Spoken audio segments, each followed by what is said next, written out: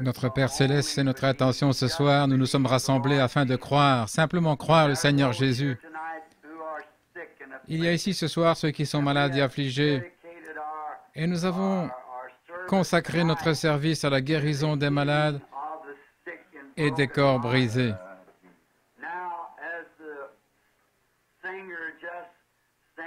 Comme le frère vient de chanter ce magnifique cantique, « Alors Jésus vint ». Puisses-tu, Seigneur, venir sur la scène pour nous ce soir et guérir tous ceux qui sont affligés, et ainsi il n'y aura pas une seule personne infirme au milieu de nous ce soir. Accorde-le, Seigneur, et aide-nous alors que nous regardons la parole pour trouver la foi suffisante pour cette heure. Nous te le demandons dans le nom de Jésus. Amen.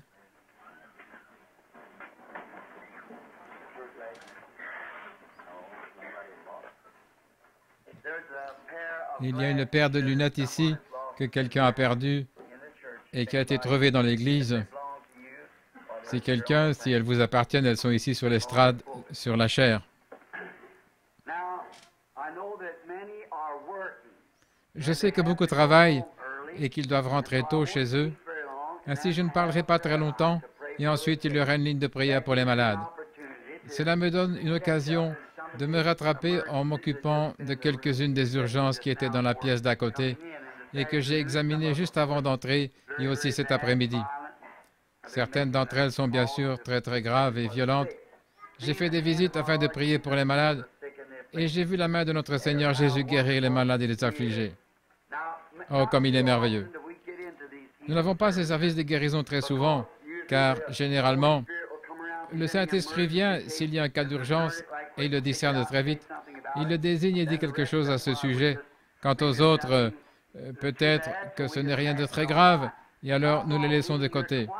Je pensais qu'étant ici 2 fois aujourd'hui, il faudrait que nous consacrions un service à la prière pour les malades. Je crois dans la guérison des malades. Je crois que c'est un commandement de la Bible.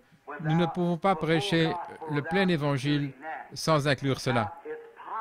Maintenant, il est possible, je ne sais pas encore, je n'ai pas encore téléphoné à la maison ce soir, mais il est possible que dimanche prochain, je sois de nouveau ici. Et si vous ne recevez rien de notre part cette semaine, si Billy ne vous le fait pas savoir, il le saura dans le courant de la semaine. Et si vous n'avez pas de nouvelles, alors nous serons ici de nouveau dimanche prochain. Cela vous donne donc le jour de la fête du travail, voyez-vous, pour vous reposer et pour retourner chez vous. Ainsi, nous essayerons, si le Seigneur le veut. Eh bien, si vous n'avez pas de nouvelles, je pense que Billy vous enverra une carte ou alors il vous le dira durant les services d'une façon ou l'autre. Ainsi, s'il ne vous appelle pas, alors c'est que je reviens dimanche prochain. Frère Neville, si c'est en ordre. C'est bien. Y a-t-il quelqu'un qui désire savoir ce qui est arrivé à ce petit Collins? Pendant la durée des 7 sauts, les docteurs avaient dit que ce petit garçon qui avait du rhumatisme articulaire aigu, qu'il devait rester couché sur le dos et boire à l'air d'un tuyau. C'était ça. Le père et la mère l'ont emmené à la maison, l'ont déposé dans la chambre et ont prié pour lui. Et le Seigneur Jésus l'a guéri d'une façon si complète qu'il est retourné à l'école et l'administration les a convoqués à cause de cela. Ils ont alors appelé le spécialiste qui s'occupait de lui et ils ne pouvaient pas croire une telle chose. Ils ont conduit le petit garçon pour un examen et il était parfaitement normal et en bonne santé. Alors Jésus vint.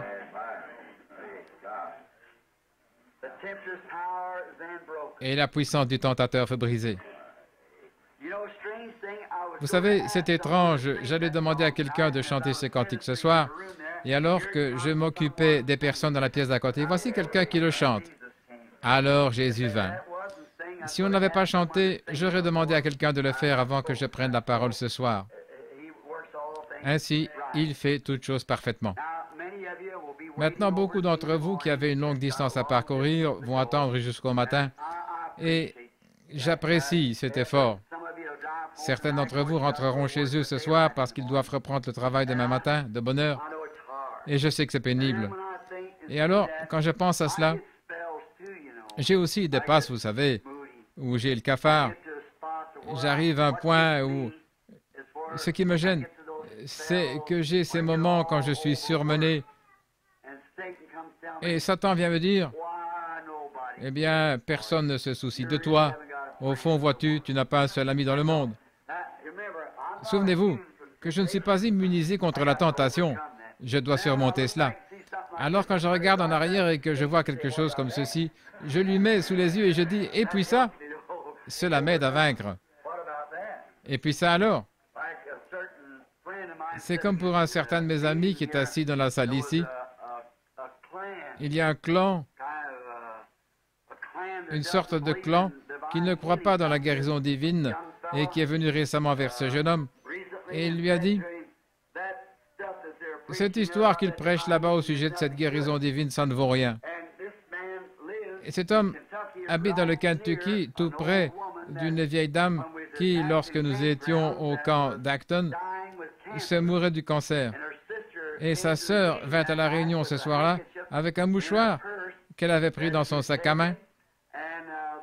Et le Saint-Esprit appela cette dame, je n'avais jamais été dans cette région auparavant, et il lui dit qu'elle avait un mouchoir dans son sac à main et qu'elle l'avait pris à la maison et que sa sœur se trouvait sur une certaine montagne là-bas, se mourant d'un cancer de l'estomac et que le docteur avait abandonné. Je lui dis, allez mettre le mouchoir sur cette dame, car ainsi dit le Seigneur, elle vivra. C'est le soir où les voisins pensèrent qu'il y avait là-bas l'armée du salut, lorsque frère Ben y alla. Et ensuite, cette dame fut si parfaitement guérie qu'elle peut faire son propre travail et le travail du voisin. Ainsi, ce jeune homme, sachant cela, a dit, alors expliquez son cas. Ça fut réglé. Expliquez, vous savez qu'elle avait le cancer. Elle était ici à Louisville et les docteurs qui l'opéraient à ce moment dirent simplement, recosez-la car on ne peut rien faire. Et maintenant, elle est parfaitement normale et bien portante. Expliquez ça. Ce fut réglé. Vous savez ce que dit la Bible? Et il ne put rien dire de mal, car l'homme qui avait été miraculé était debout au milieu d'eux. C'est là où cela confond Satan, n'est-ce pas? L'homme qui avait été miraculé se trouvait là. Dieu ressuscite-t-il les morts? Ici même se trouve un homme qui fut ressuscité. Dieu guérit-il les malades? Oh, les mains qui pourraient se lever partout. Dieu guérit les malades. Nous savons qu'il est le grand je suis. Pas le grand j'étais ou je serai, je suis. Je suis, c'est-à-dire toujours présent, partout, tout le temps. Le même hier, aujourd'hui, éternellement. Maintenant, dépêchons-nous. Lisons dans cette Bible bénie. Je désire lire un passage qui avait coutume de me troubler lorsque je le lisais. Et je désire avoir une ligne de prière ce soir, et je prierai pour tous ceux qui le désirent. Et maintenant, nous allons lire dans Marc chapitre 11, et nous allons commencer à lire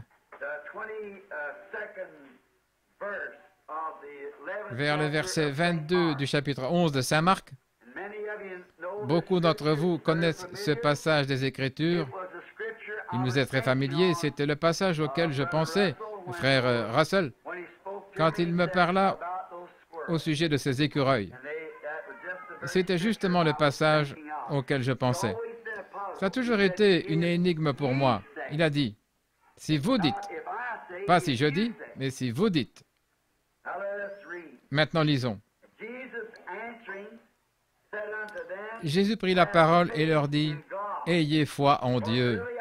Je vous le dis en vérité, si quelqu'un dit à cette montagne, ôte-toi de là et jette-toi dans la mer, et qu'il ne doute point en son cœur, mais croit que ce qu'il dit arrive, il le verra s'accomplir.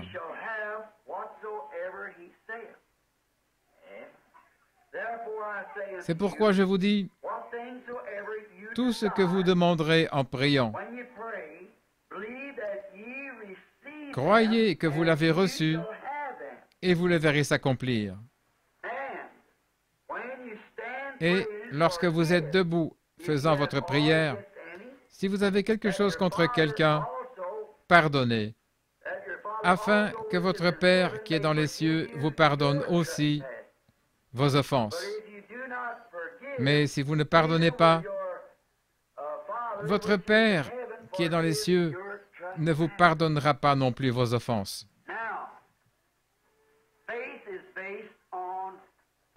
Ainsi, la foi est basée sur le pardon. Et alors, comme nous l'avons dit ce matin, essayons de placer l'Église là où nous pouvons réellement voir les temps apostoliques agissant au milieu de nous. C'est de cela que nous avons tous faim. Et cela se trouve juste à la porte. Nous le voyons, mais nous voulons en voir plus. Nous voulons que ce soit une telle effusion que cela nous aide à nous déverser sur d'autres. Souvenez-vous, Jésus, comme nous l'avons dit dans la leçon ce matin, n'a jamais utilisé sa puissance pour lui-même. Il l'utilisa pour les autres. C'est pour cela qu'elle fut envoyée. Et vous pensez parfois, pourquoi un homme comme lui, qui était si plein de puissance, devrait-il être une fois malade? Oui, monsieur. J'ai lu dans un livre quelque part que lorsqu'il ressuscita ce garçon, le fils de la veuve de Naïn, je crois que c'est dans Le Prince de la maison de David, il s'assit sur un rocher et se plaignit d'un mal de tête. Il porta sur lui nos infirmités. Porter signifie prendre sur lui. Voyez, il les porta. Et il avait toutes choses, comme nous. Il avait la maladie, il avait des tentations, il avait des ennuis, il avait des frustrations, comme nous en avons. Parce qu'il devait être le genre de médiateur parfait. Il devait donc être un participant, le cultivateur de fruits, avant de savoir, la femme au puits et beaucoup d'autres choses, voyez-vous, si nous regardons dans l'Écriture. Je désire dire que je crois toute l'Écriture et que tout son contenu est vrai. Il y a des critiques aujourd'hui qui ne veulent pas le croire. Un critique a dit une fois que lorsque Jésus envoya ses disciples à l'endroit et au carrefour où l'ânon était attaché, il avait arrangé ça d'avance. Voyez-vous, ils ne comprennent pas que c'est Dieu qui l'arrangea d'avance. L'autre jour, Dieu m'a dit, au sujet de frère Dow, qui est ici, que je lui serrerai de nouveau la main dans la rue. C'est très étrange, je n'étais pas ici ce matin-là. Mais 2 minutes de plus ou 1 minute de plus, et je ne l'aurais pas rencontré dans la rue. Mais je suis sorti de la voiture juste à temps pour lui serrer la main alors qu'il venait dans la rue. Il ne m'a pas reconnu, car il avait enlevé ses lunettes, et ainsi il ne pouvait pas me voir. Mais quand il a entendu ma voix, il a commencé à pleurer. Qu'était-ce? D'habitude, il ne fait pas cela, mais c'était une réponse à ce qui lui avait été dit là-bas sous la tente à oxygène.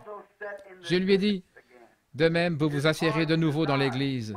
C'était le désir de son cœur. Lorsque nous eûmes une réunion à Chicago, il voulait y aller, son cœur le désirait. Je lui ai envoyé un télégramme de salutation de notre part et de la part des enfants, lui disant que nous prions afin qu'il guérisse rapidement. Et un frère bienveillant qui le visitait nous rapporta qu'il voulait tellement venir.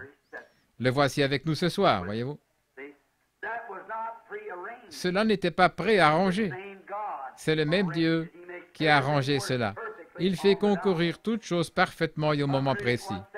Un critique a dit une fois, « Ce n'est pas étonnant que Jésus ait pu prendre 5 pains et en nourrir 5000, car, dit-il, les pains étaient plus gros en ce temps-là. Il a simplement coupé chaque pain pour en nourrir 1000.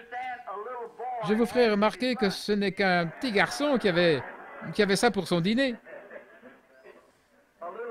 Un petit garçon qui transportait 5 miches de pain qui purent nourrir à satiété 5000 personnes. Et ensuite, n'y eut-il pas 12 paniers pleins qu'ils emportèrent? Voyez-vous, oh, ce ne sont que des critiques après tout. Cela ne change pas la parole de Dieu. Elle continue d'être la même. Nous voulons maintenant parler de la foi, mais d'un type de foi différente, la foi parfaite. C'est une grande chose. Or, la foi, la Bible nous dit que la foi vient de ce qu'on entend. Maintenant, vous ne pouvez pas être sauvé sans la foi. Et la foi vous fait croire à l'existence de quelque chose que rien d'autre ne déclare, si ce n'est la foi. J'essaie maintenant de vous amener à recevoir la foi afin que vous puissiez être prêts pour cette ligne de prière dans quelques minutes. Maintenant, la foi, il faut que celui qui s'approche de Dieu croit que Dieu existe.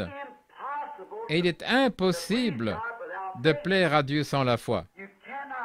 Vous ne pouvez pas lui plaire. Et si vous dites que vous croyez en Dieu, vous ne l'avez jamais vu. Vous devez donc le croire par la foi. Et si vous pouviez le voir, ce ne serait plus la foi. Voyez-vous, tout ce que les sens déclarent, ce n'est plus la foi. C'est un fait scientifique, voyez-vous. Ce n'est plus la foi. Mais vous devez l'accepter, lui, par la foi. Et celui qui s'approche de Dieu doit croire en Dieu, et la foi vient de ce qu'on entend, la parole de Dieu. Vous devez croire premièrement que ceci est la parole de Dieu. Et vous devez venir à Dieu par la parole. Voyez-vous? Prenez simplement la parole, ce qu'elle dit, et dites c'est juste. Toutes les autres choses qui lui sont contraires ne sont pas justes. Abraham dut croire simplement ce que cette voix lui avait dit. Et lorsqu'il fut âgé de 100 ans, 25 ans plus tard, il croyait cela plus fort que 25 ans plus tôt lorsque cela lui fut donné. Il le croyait. Et il ne douta pas par incrédulité de la promesse de Dieu, mais il fut fortifié, donnant gloire à Dieu, sachant qu'il pouvait accomplir ce qu'il avait promis. Et c'est ainsi que chacun doit être. Vous devez venir avec une foi infaillible, croyant que Dieu a fait la promesse. Mais maintenant, vous devez être dans une certaine position pour avoir cette foi. Et c'est de cela que nous allons parler, voyez-vous, afin de recevoir cette foi. Dans Hébreux, le livre des Hébreux, au chapitre 11, il nous est dit que la foi est la substance des choses qu'on espère. Voilà pourquoi beaucoup de personnes ne parviennent pas à recevoir leur guérison ou ce qu'elles demandent. C'est parce qu'elles prennent la foi pour quelque chose qui n'est pas, voyez-vous. Ils ne croient pas cela. Ce n'est pas de l'imagination. C'est une substance réelle. Maintenant, écoutez attentivement. Voyez-vous, ce n'est pas ce que vous imaginez. C'est aussi réel pour vous que ce que n'importe quel autre sens de votre corps déclare. C'est aussi réel que si mes yeux déclarent « ceci est un morceau de papier ». C'est aussi réel que de dire que ceci est une lampe. C'est aussi réel que de dire « je sens ma veste ».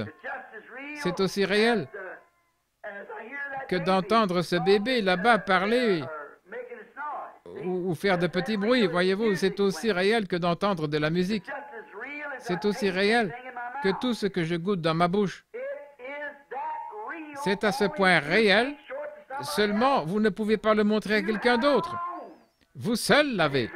Amen. C'est à vous.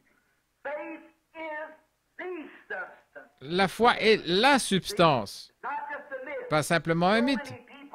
Tellement de personnes viennent. Maintenant, ce sont des leçons vraiment profondes. Je les effleurerai seulement, ensuite vous pourrez encore creuser. Notez bien, c'est quelque chose que vous possédez, pas de l'imagination.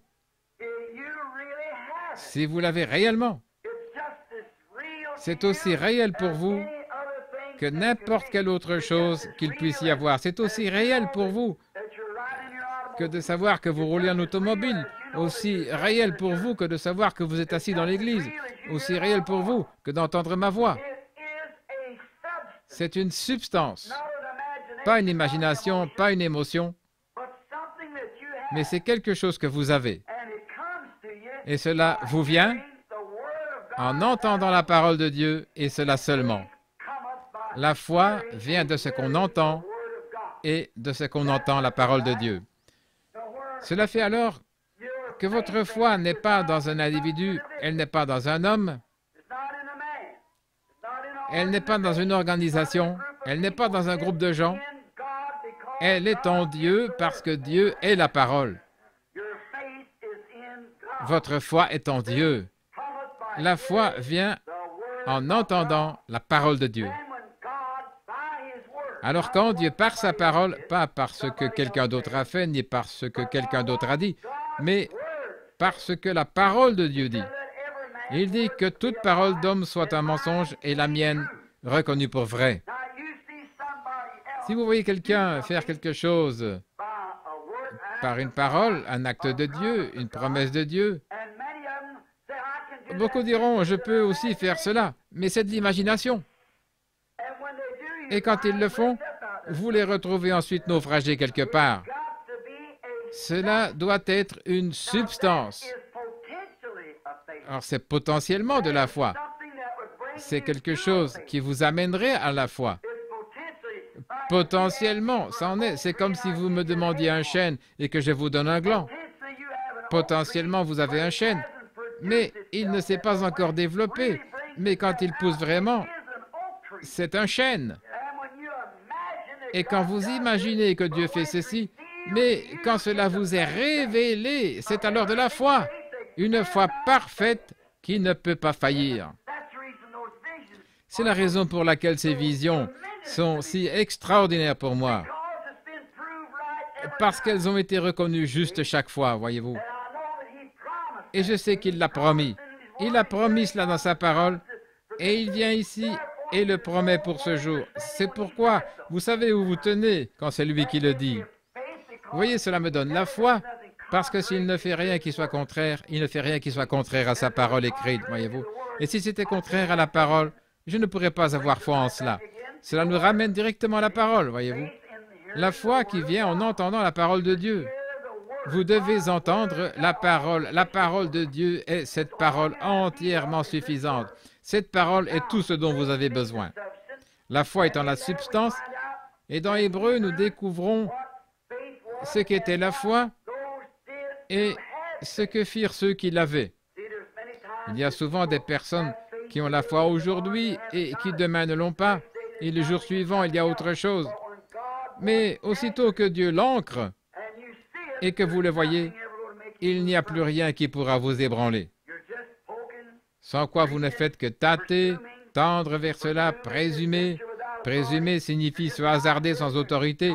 Vous essayez ceci, vous essayez cela, vous allez de ce côté, vous courez ici et vous courez là. Vous n'avez pas encore la foi. Mais c'est ce que nous appelons la foi. Maintenant, excusez-moi. Je veux que vous saisissiez ceci. L'Église doit s'élever dans la puissance de Dieu. Nous sommes trop près de la fin maintenant. Je crois que l'Église est en état de recevoir l'enseignement de choses un peu plus profondes et d'en faire sortir un peu de cette soi-disant croyance afin d'entrer dans quelque chose de réel, voyez-vous. Ce doit être quelque chose que vous savez. Et si vous dites, Frère Branham, cela n'est pas la lumière, et pourtant je sais que c'est la lumière. Comment savez-vous que c'est la lumière? Je la regarde. Mais comment savez-vous que vous ne pourriez pas être dans l'erreur? Ma vue m'a toujours déclaré que cela était la lumière, voyez-vous. Et c'est la raison pour laquelle je crois ces visions. Cela a toujours été déclaré être la vérité parce que cela vient de la parole. Alors s'il le dit, c'est réglé. Lorsque c'est déclaré ainsi, il n'y a plus besoin de supposer. Cela va être ainsi. Alors vous entendez que c'est « Ainsi dit le Seigneur ». Parce que c'est au-delà de la pensée humaine. C'est en haut, dans les domaines de la pensée du Seigneur. Mais vous êtes ici comme le cep, comme un sarment qui produit le fruit qui est dans le cep. Voyez-vous? Dieu utilise des hommes et uniquement des hommes. Dieu n'utilise pas des machines. Dieu n'utilise pas des groupes d'hommes. Dieu n'utilise pas des organisations. Dieu utilise des individus, toujours. La foi est la substance, et par elle nous comprenons comment toutes ces choses sont faites. Ce n'est pas une imagination, c'est une substance, et spécialement la foi parfaite. C'est de cela que je parle ce soir. Comment arriver à la foi parfaite? Ce n'est pas une imagination. Il y a des personnes qui viennent et qui disent « Oh, j'ai vraiment la foi, oh, je l'ai vraiment. » Alors pourquoi êtes-vous debout ici? Voyez-vous, vos actions prouvent que vous n'avez pas ce dont vous parlez. Voyez-vous, si vous avez la foi, alors pourquoi êtes-vous dans la ligne de prière? Pourquoi faites-vous ces choses? Voyez-vous, si vous aviez la foi parfaite, vous regarderiez directement à Dieu, vous croiriez, vous vous en diriez. Vous n'auriez pas besoin de venir dans une ligne de prière. Vous n'auriez pas besoin de ces choses, parce que votre foi l'a déjà fait. Voyez-vous, à quoi servirait-il que je dise « Je dois mettre une chemise ». Je porte une chemise. Comment savez-vous que vous portez une chemise? Eh bien, je la vois, je la sens, je sais qu'elle est là. C'est à ce point réel. Lorsque la foi parfaite s'accroche, vous n'avez rien besoin de plus. C'est déjà fait, vous le savez. Comment le savez-vous? La foi me le dit. C'est cela. Vous voyez? Comprenez-vous maintenant ce que je veux dire au sujet de la foi parfaite? En d'autres termes, je me risque à sortir, eh bien j'irai. La Bible dit, appelez les anciens pour qu'ils fassent l'onction d'huile et qu'ils prient pour cela. Je le sais, j'irai là-bas et vous dites, je vais être guéri. Vous voyez, vous le faites par vous-même. Si vous ne faites pas attention, vous allez vous emballer. Et alors que vous passez par là, vous dites, oh, je ne l'ai pas encore. C'est cela. Vous n'aviez pas la foi. Votre foi authentique le fera à ce moment-là. Votre foi authentique vous le rendra si réel que regardez la petite femme avec la perte de sang. Elle a dit, si seulement je peux toucher le bord de son vêtement, je serai guérie. Et aussitôt qu'elle le fit, elle dit qu'elle sentit au-dedans d'elle que sa perte de sang s'était arrêtée. Elle le crut réellement. Et quand elle le toucha, pour prouver qu'elle s'était arrêtée, Jésus se retourna et dit, « Qui m'a touché? » Ceci est la foi parfaite. Et cette même foi parfaite ce soir touchera Jésus-Christ comme elle le fit alors. La femme vint avec une foi parfaite à ce moment-là. Maintenant, nous voyons qu'au commencement, les disciples n'avaient pas cette foi parfaite. Ils ne l'avaient pas parce qu'ils avaient eu Christ et qu'ils avaient marché avec lui. Mais ensuite, ils eurent Christ en eux. Par conséquent, vous voyez qu'il est difficile d'avoir cette foi parfaite sans le Saint-Esprit. Il doit l'amener. Il le fait. Maintenant, vous dites, les disciples n'avaient pas la foi parfaite. Non, car ils avaient là un enfant épileptique et ils essayaient de chasser ce démon hors de lui, mais ils ne purent pas le faire. Et le Père, voyant Jésus venir, lui dit, « Nous avons amené mon fils vers tes disciples, mais ils n'ont pas pu le guérir. » Voyez-vous? Et ensuite, les disciples dirent à Jésus, « Pourquoi ne pouvions-nous pas le guérir? » Et Jésus leur dit, « À cause de votre manque de foi, de votre incrédulité. » C'est juste. À cause de votre incrédulité. Maintenant, souvenez-vous qu'ils avaient la puissance. Jésus leur avait donné la puissance pour guérir les malades, ressusciter les morts et chasser les démons juste quelques jours avant. Ils avaient la puissance, mais pas la foi pour utiliser la puissance. Maintenant, voilà le Branham Tabernacle. Voilà l'Église, l'épouse aujourd'hui. Le Saint-Esprit est ici avec la puissance, mais vous n'avez pas cette foi pour l'animer, pour la mettre en action. Voyez-vous ce que je veux dire? Il faut de la foi pour la mettre en action. Regardez, j'ai une cartouche que j'ai chargée à la main. Je sais ce qu'elle fera selon la balistique, de même que la parole. Mais je dois tirer un coup de feu. Le feu doit arriver à la poudre à la puissance, mais il doit avoir le feu pour l'allumer. Et c'est la même chose. La poudre est dans la cartouche, mais elle a besoin de la foi pour l'allumer et la projeter dehors. C'est ce qu'il faut. La foi parfaite pour mettre le feu à la puissance du Saint-Esprit que nous avons maintenant depuis qu'il est venu sur nous. La foi pour mettre le feu, pour voir de grandes choses. la foi, quelque chose qui vous présente cela. Avec un cœur plein de joie, vous marchez dans la chambre de malade, sachant exactement ce que vous allez dire. Vous y pénétrez en sachant ce qui va arriver, car quelque chose a déjà été révélé et vous le savez. Alors vous entrez et vous dites, « Au nom de Jésus-Christ, levez-vous de là. Ainsi dit le Seigneur. » Vous y voilà. C'est la foi parfaite. S'il y avait 10 millions de personnes à cet endroit disant que ça n'arriverait pas, vous savez que cela arrivera de toute façon parce que vous le savez. Cela arrivera. Peu importe ce que quiconque peut dire, vous êtes celui qui a la foi. Pourriez-vous vous imaginer Josué rassemblant les anciens d'Israël en leur disant, « Eh, frères, nous sommes les serviteurs du Seigneur et j'aimerais que vous lui demandiez s'il serait d'accord de nous donner un peu plus de lumière solaire et de retenir le soleil pendant un petit moment. » Non, il en avait besoin. Et sans prière, sans rien, il en avait besoin et il commanda simplement au soleil. Il dit, « Arrête-toi là. J'en ai besoin. Je suis au service du Seigneur. Et il m'a envoyé ici pour faire ce travail. Et je le fais le mieux possible. Mais l'ennemi s'est rassemblé, il est par ici, et si je laisse le soleil descendre, ils se rassembleront et me causeront plus d'ennui. C'est pourquoi arrête-toi, et toi, lune aussi. » Amen. Elle reste là pendant 24 heures.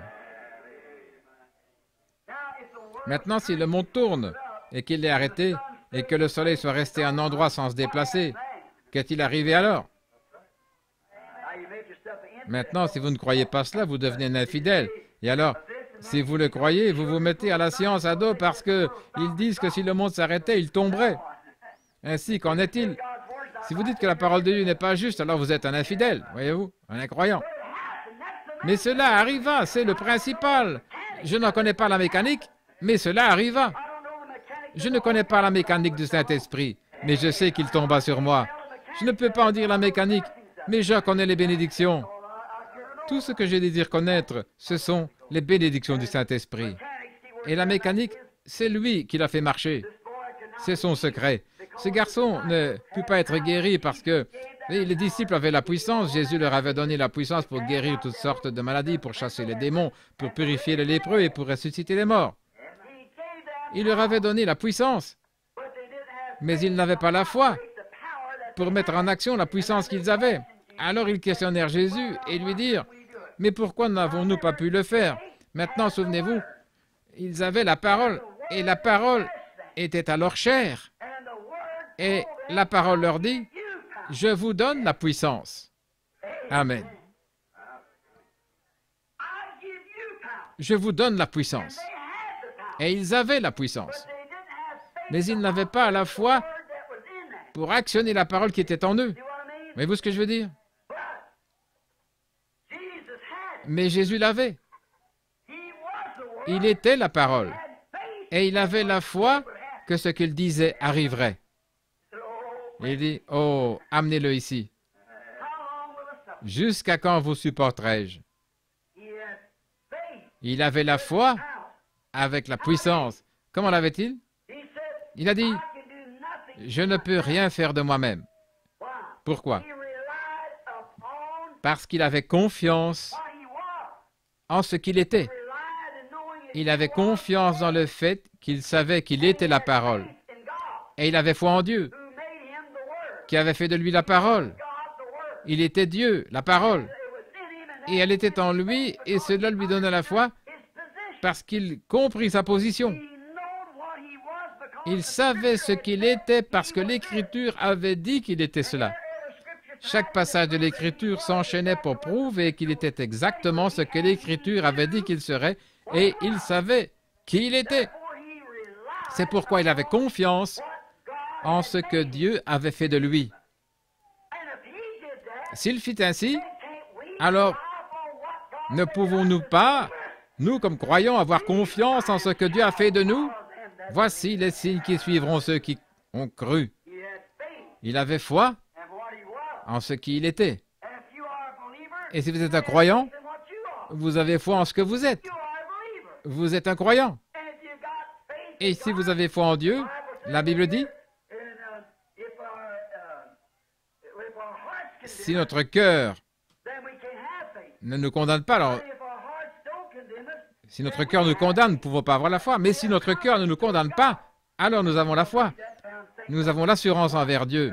Si vous voulez le lire, ça se trouve dans Jean 3, 21. J'ai ici le passage des Écritures. Je veux dire 1 Jean 3, 21.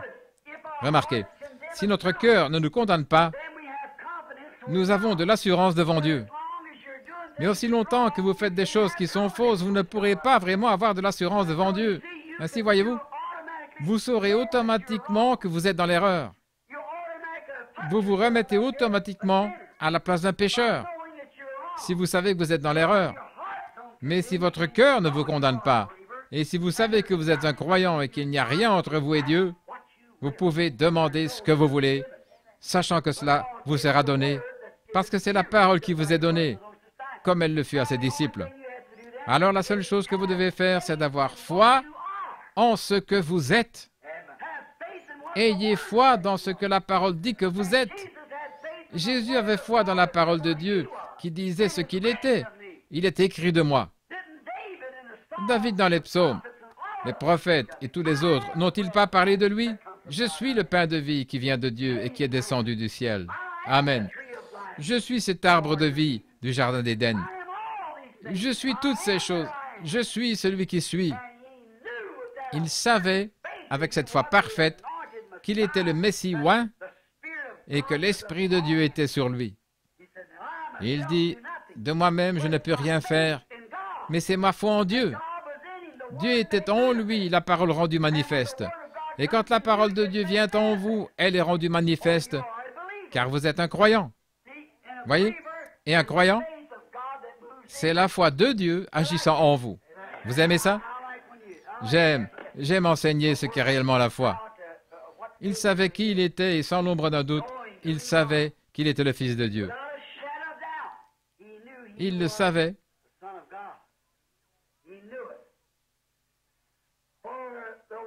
Il le savait car la parole identifiait. La parole de Dieu identifiait qui il était. Il a dit, si je ne fais pas les œuvres de mon Père, alors ne me croyez pas. Mais si je ne fais pas ces œuvres-là, ne me croyez pas. Mais si je les fais, alors croyez en elles, car elles sont la manifestation de la parole qui avait été promise. Oh, si seulement vous pouviez vous réveiller à cela une minute. Vous voyez?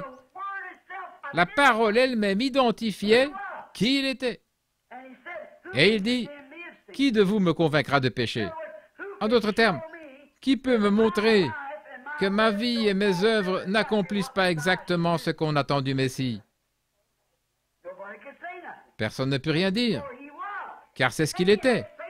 Il avait alors la foi pour croire que tout ce qu'il dirait s'accomplirait. Ensuite, il se retourna et dit, les œuvres que je fais, vous les ferez aussi. Encore un peu de temps et le monde ne me verra plus, mais vous me verrez parce que je serai avec vous et même en vous. Ne vous inquiétez pas de ce que vous direz, car ce n'est pas vous qui parlerez, c'est votre Père qui habite en vous qui parlera. Ce n'est pas moi, c'est le Père qui demeure en moi qui accomplit les œuvres. Voyez-vous ce que je veux dire? L'identification d'un chrétien de l'Écriture, ce sont ces mots que Jésus prononça. Ces signes suivront ceux qui auront cru. Comment pouvez-vous vous appeler un croyant, un peuple, et nier ces paroles? Comment pouvez-vous vous appeler un croyant et nier une partie de cette parole? Voyez-vous? Vous ne pouvez pas le faire. Vous n'êtes pas un croyant. C'est pourquoi ces signes ne peuvent pas vous suivre, car vous acceptez et croyez seulement ce que vous voulez, et le reste, vous ne le croyez pas. Mais vous devez prendre le tout et le croire. Et lorsque vous croyez vraiment, pas soi-disant, alors ces signes suivront ceux qui auront cru. Oh, pourriez-vous comparer un chrétien d'aujourd'hui avec ces chrétiens d'autrefois? Voyez combien ces disciples marchaient dans la puissance de l'Esprit, poussés par le Saint-Esprit, tel un prisonnier, comme je l'ai prêché l'autre soir, un prisonnier de la parole et de la volonté de Dieu. Il ne pouvait même pas bouger avant que Dieu ne le pousse à le faire. N'aimeriez-vous pas voir une telle église se lever? Elle le fera. Nous retournons à cela. Cela doit arriver, c'est vrai. C'est en route maintenant, je le crois. car la parole l'a identifié, a identifié ce qu'il était, et la même parole nous identifie. Voyez-vous? Si un homme m'aime, il gardera mes commandements. S'il dit qu'il m'aime et qu'il ne garde pas chacun de mes commandements, c'est un menteur. Et la vérité n'est même pas en lui. Vous dites, je ne crois pas tout. Alors, c'est que vous n'êtes qu'un incroyant, c'est tout. Si la Bible dit, alors c'est juste. Et c'est ainsi pour l'éternité. Ce que dit la Bible, c'est la vérité. Remarquez ce qu'il nous a dit. Si vous demeurez en moi et que ma parole demeure dans vous. Jean 15.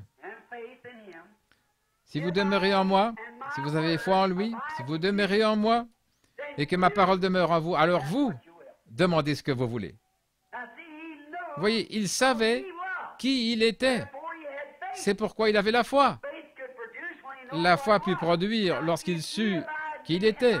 Si vous demeurez en moi et que ma parole demeure en vous, alors vous savez qui vous êtes. Demandez ce que vous voulez. Ne serait-ce pas merveilleux ce soir si tous ceux qui viennent dans cette ligne de prière disaient « Je suis un chrétien, rien ne me condamne. Je sais que mon cœur ne me condamne pas. Quelque chose me dit que ce soir, c'est la fin de ma souffrance. » Si vous croyez, vous repartirez d'ici avec quelque chose. Voyez-vous, peu importe avec quelle émotion vous venez ou ce que vous faites, cela ne marchera pas avant que cette foi parfaite ne soit manifestée et identifiée en vous comme une substance. Mais lorsqu'elle est là, rien ne peut vous ébranler, vous en détacher.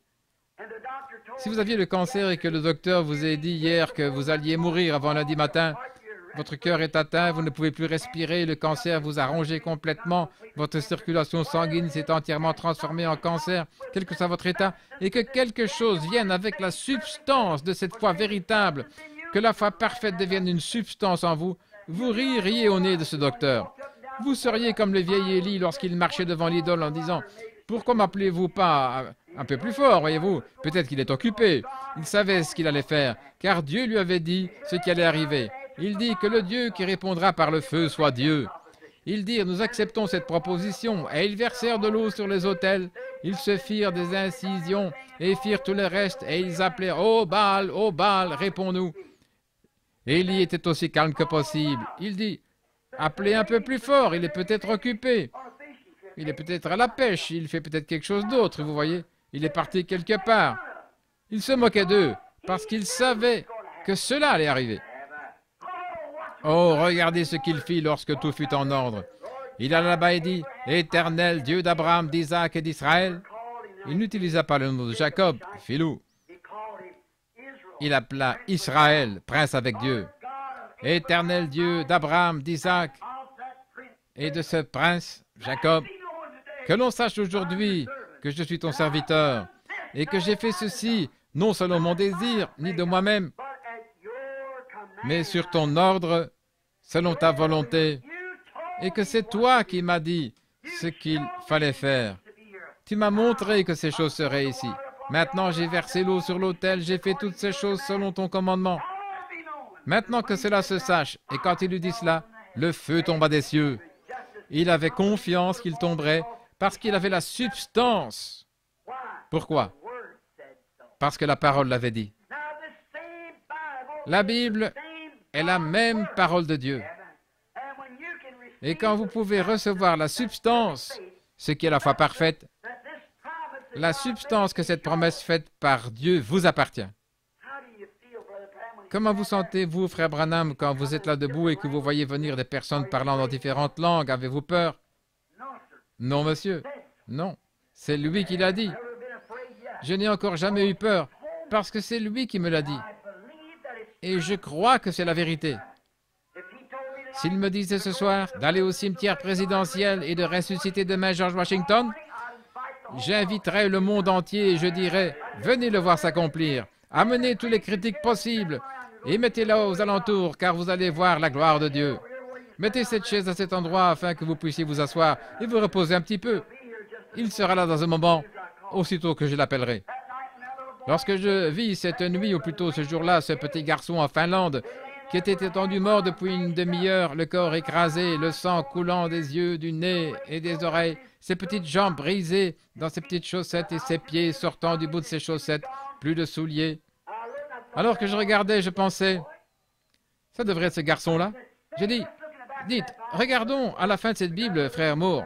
Frère Lindsay et frère Moore regardèrent et c'était écrit, il arrivera, dit le Seigneur. Oh là là, que dans un pays où il pousse beaucoup de sapins et où des rochers sont amoncelés, il y aura un petit garçon aux cheveux coupés courts. Il portera des pantalons courts qui se boutonnent ici en haut et des chaussettes longues. Il aura les yeux bruns et ceux-ci seront révulsés. Il sera tué dans un accident automobile, mais tu poseras tes mains sur lui et il reviendra à la vie. C'était écrit là. Et il était étendu là. Amen, attendant la parole. J'ai dit, si ce garçon n'est pas vivant d'ici 2 minutes, alors je suis un faux prophète. Chassez-moi hors de Finlande. Mais s'il est vivant, tombez sur votre face et repentez-vous. J'ai dit, mort, tu ne peux pas le retenir. Je réclamais son esprit selon la parole de Dieu, au nom de Jésus-Christ. Et il se leva d'un bond. C'est vrai. Vous voyez, la foi s'y accrocha. Dieu l'a dit, et le voilà. C'est Dieu qui parle en ce jour par des visions. Mais si cette vision était contraire à ceci, elle serait fausse. Ceci est plus que la vision. Si une vision est contraire à la parole, abandonnez-la. Elle n'est pas de Dieu. Dieu ne contredit pas sa propre parole. Ainsi, si cette parole vous dit quelque chose, alors vous pouvez avoir la même confiance que cela va arriver. Il n'y a rien. Si elle dit, ils imposeront les mains aux malades et ils seront guéris. Eh bien, frère, si la foi, si cette foi parfaite s'y accroche, lorsque vous aurez passé par cette ligne de prière, vous sauterez en partant d'ici et vous crierez, c'est terminé. C'est terminé, c'est entièrement terminé, c'est fini. Si vous aviez une requête dans votre cœur et que vous croyez que la prière qui a été faite pour cela sera exaucée, vous n'avez rien à discuter, car c'est ce qui va arriver. Comme pour la femme avec la perte de sang. Jésus avait la foi parfaite. Il l'avait. Et elle vint parce qu'il était la parole. Et vous devenez la parole. Vous devenez la parole. Alors que vous recevez la parole, si vous demeurez en moi et que mes paroles demeurent en vous, mes paroles, c'est-à-dire cette parole, alors demandez ce que vous voulez et ça vous sera donné. Voyez-vous, si vous dites à cette montagne, ôte-toi de là, et si vous ne doutez pas, mais croyez que ce que vous dites arrive, alors vous le verrez s'accomplir. Tout ce que vous demanderez en priant, croyez que vous l'avez reçu et vous le verrez s'accomplir. Cela vous sera donné. Ni le temps, ni l'espace, ni rien d'autre ne le changera. Vous savez que c'est déjà fait. Très bien. Et il a dit, si vous demeurez en moi et que ma parole demeure en vous, ici dans Jean, demandez ce que vous voudrez, cela vous sera donné. Alors reconnaissez votre position dans l'Écriture en tant que croyant. Voyez, vous devez reconnaître votre position de même qu'il reconnut sa position. N'est-il pas écrit que Christ viendrait et qu'il ferait toutes ces choses, dit-il à Cléopas et aux autres ce matin-là? N'est-il pas écrit dans les Écritures qu'il devait souffrir et être mis à mort pour ensuite ressusciter le 3e jour? Pourquoi êtes-vous si lents à comprendre? Et ils pensèrent, comme cet homme parle différemment des autres hommes. Et quand ils furent dans l'auberge, ils découvrirent que c'était lui.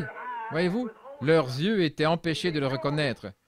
Toutefois, ils remarquèrent qu'il se référait continuellement aux Écritures et ils surent que c'était lui.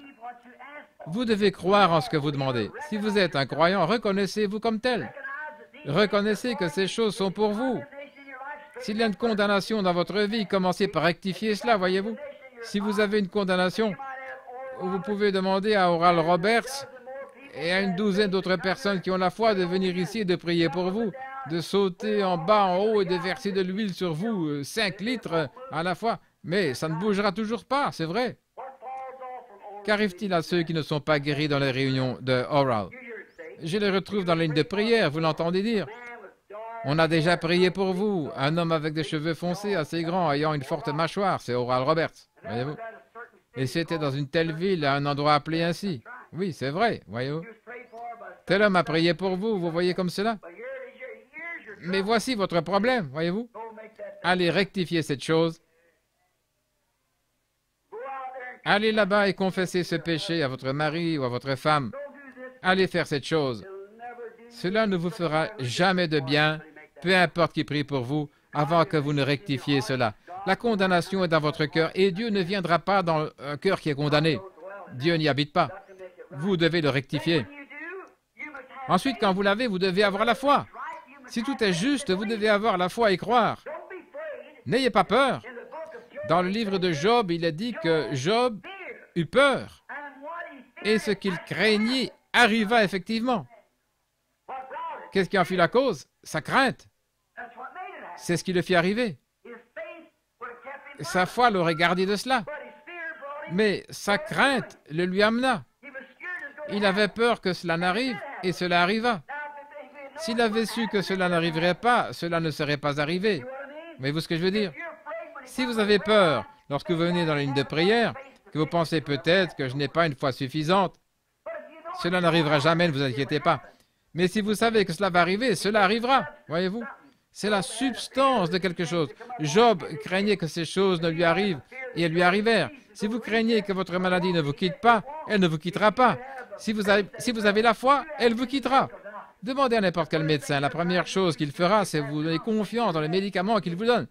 Si vous n'avez pas confiance en lui, vous feriez mieux de le laisser, voyez-vous? C'est sûr. Alors, qu'est-ce que c'est? C'est la foi qui opère la guérison. C'est la foi qui fait cela tout le temps. Pierre, tout alla bien pour lui jusqu'à ce qu'il eût peur. La parole lui avait dit qu'il pouvait marcher sur l'eau.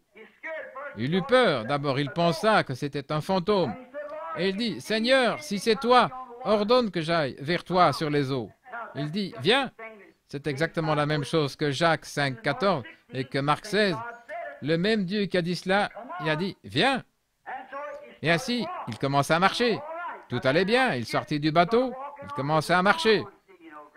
Il y avait un gros orage sur la mer, vous savez, avec de grandes vagues coiffées d'une crête blanche. Elles étaient plus grosses que les collines ici, et l'écume se brisait sur eux. C'était terrifiant de voir, peut-être, ces 5 ou 6 mètres d'écume blanche et ces vagues qui se brisaient. Et ce fut une chose terrifiante pour lui de demander, « Seigneur, si c'est toi, voyez-vous, il ressemblait à une ombre ou à un esprit. » Il dit, « Si c'est toi, ordonne que j'aille. » Voyez-vous, et il fit un pas. C'est le Seigneur, je vais simplement marcher. Mais quand il regardait les vagues, il eut peur. Que se passa-t-il dans son esprit? Premièrement, il pensa, je vais marcher parce que la parole m'a dit de marcher. Et ensuite, il regarda, eh bien, à ses symptômes. Il regarda et vit la grosseur de ces vagues. Et il eut peur. Et aussitôt, il s'enfonça. Voyez-vous? Ce qu'il craignit arriva. Ce qu'il crut arriva. Quand il crut qu'il pouvait marcher, il marcha. Quand il crut, quand il eut peur, malgré sa croyance, alors sa substance le quitta. Voyez-vous? Il professait toujours sa foi, mais il n'avait pas la substance. La substance aurait passé par-dessus cette vague et aurait été directement vers lui s'il avait eu la foi parfaite. Voyez-vous? Mais il ne l'avait pas. Il pensait qu'il l'avait. Il l'avait au début. Il était prêt à se hasarder en dehors du bateau. Le Seigneur m'a dit de le faire. Ça doit arriver. Il sortit donc du bateau et s'en alla. Il ne pensa jamais aux vagues et combien elles étaient contraires. Cela ne lui vint jamais à l'esprit. Mais quand vous commencez à penser, maintenant attendez, vous savez, j'ai été malade si longtemps, stop. Vous feriez mieux de retourner sur le bateau, voyez-vous. Mais quand vous arrêtez de penser à cela, Abraham ne considéra point que son corps était déjà usé et que Sarah n'était plus en état d'avoir des enfants. Il ne pensa pas à cela, il ne le considéra même pas. Cela ne lui vint même pas à l'esprit. Il ne le considéra même pas du tout. Il considéra seulement ce que Dieu avait dit et il alla de l'avant. Aussi longtemps que Pierre fit cela, il marcha. Mais Jésus vivait dans un monde que personne ne connaissait. Il était une personne étrange. Il vivait dans un monde de foi parfaite, dans le Dieu parfait dans lequel il était. Si nous vivions comme des chrétiens, avec une foi parfaite, nous serions des mystiques pour le monde. Les gens ne vous comprendraient pas. Vous marcheriez dans l'esprit. Ce que l'esprit dirait, vous le feriez. Ce qu'il interdirait, vous ne le feriez pas. Alors les gens commenceraient à dire, vous seriez une personne mystique pour eux. C'est ainsi pour tous les croyants. Ils sont des mystiques. Les gens ne comprennent pas parce qu'ils vivent dans un monde à eux. Jésus vivait dans un monde que personne d'autre ne pouvait toucher. Les disciples ne pouvaient pas le comprendre. Quand il leur parlait, il disait ensuite, « Tu parles par énigme. Nous ne comprenons pas. Comment cela peut-il être? » Voyez-vous, il n'était pas dans le monde dans lequel il vivait. Il ne pouvait pas le comprendre. Personne ne pouvait le comprendre. Ainsi, quand un homme vit par la foi et marche par la foi, je veux dire la foi en tant que substance, il est isolé du monde entier et devient une nouvelle créature en Christ. Maintenant, vous arrivez dans la matière pour l'épouse. Voyez-vous? Maintenant, vous arrivez dans la condition nécessaire pour l'enlèvement. Cela veut dire que chacun d'entre nous, pas seulement le pasteur, les diacres ou les administrateurs, mais aussi les laïcs, chaque individu marche dans un monde avec Dieu seul. Vous êtes baptisés dans ce royaume. Et il n'y a personne là si ce n'est vous et Dieu. Voyez-vous, il donne les ordres et vous les exécutez. Quoi qu'il dise, il n'y a nulle part l'ombre d'un doute. Vous continuez votre marche. Si le Seigneur dit ceci, il n'y a personne au monde qui puisse vous en dissuader. Vous continuez à avancer de la même façon. Maintenant, vous arrivez à cette foi parfaite, une parfaite perfection qui ne peut pas faillir. Cette foi-là ne faillit jamais. Oui, il était un mystique pour eux, avec sa foi parfaite. Et c'est comme ça maintenant, ceux qui ont la foi parfaite sont des mystiques pour les autres. La Bible nous enseigne de résister au diable, et il fuira loin de nous. Maintenant, résister, c'est simplement le repousser. Lui résister, c'est vous éloigner de lui. Si Dieu vous dit une certaine chose, peu importe ce que le diable essaie de vous dire, vous ne l'écoutez même pas. Vos oreilles sont sourdes à tout, sauf à ce que l'Esprit dit.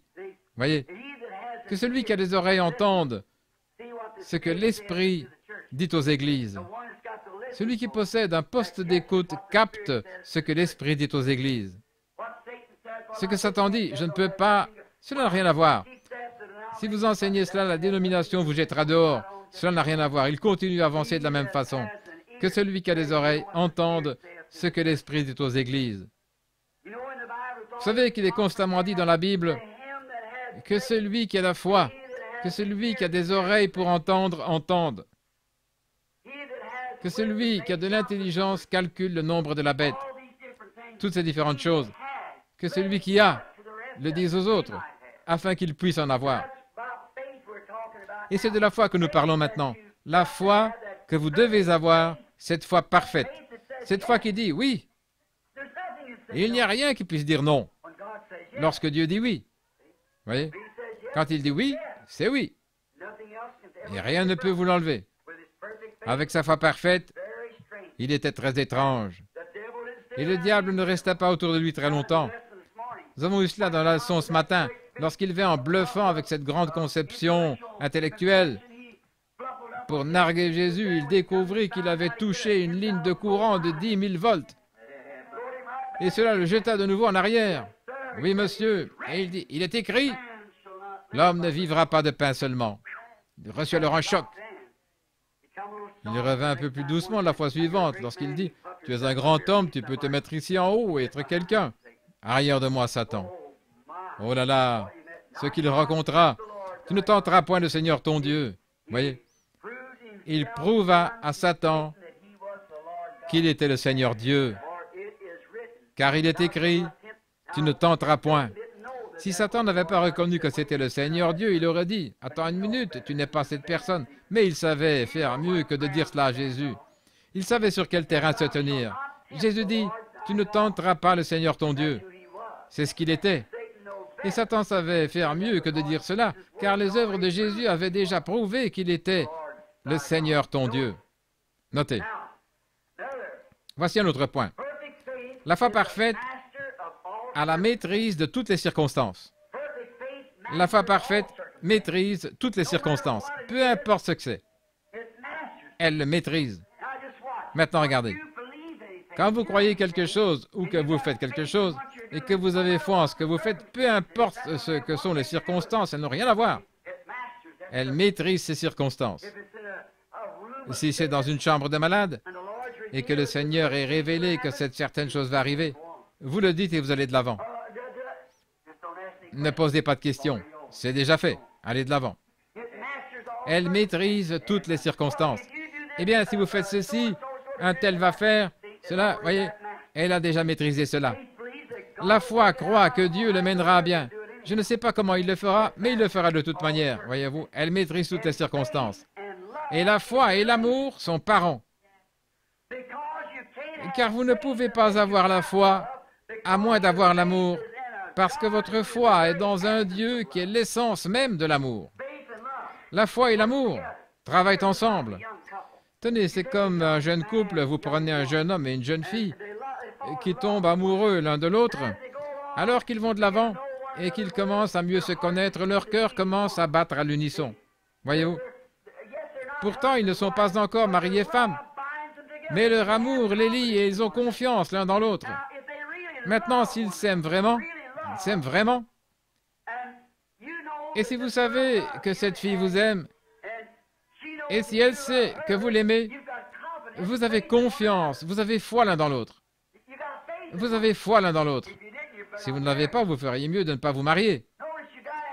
Vous devez donc avoir foi. Et si vous les séparez et que vous en mettiez un à l'extrême sud et l'autre à l'extrême nord, ils auraient toujours cet amour l'un pour l'autre où qu'ils se trouvent. Ils sont aussi fidèles l'un à l'autre que possible parce qu'ils s'aiment. Et si vous aimez le Seigneur, pas seulement pour échapper à l'enfer, mais si vous aimez le Seigneur, alors vous avez foi en Dieu. Si vous l'aimez. C'est comme ce qui est arrivé à Louisville il n'y a pas longtemps. Il y avait une demoiselle chrétienne depuis de nombreuses années qui tomba amoureuse d'un homme qui, lui, était chrétien depuis environ 2 ans.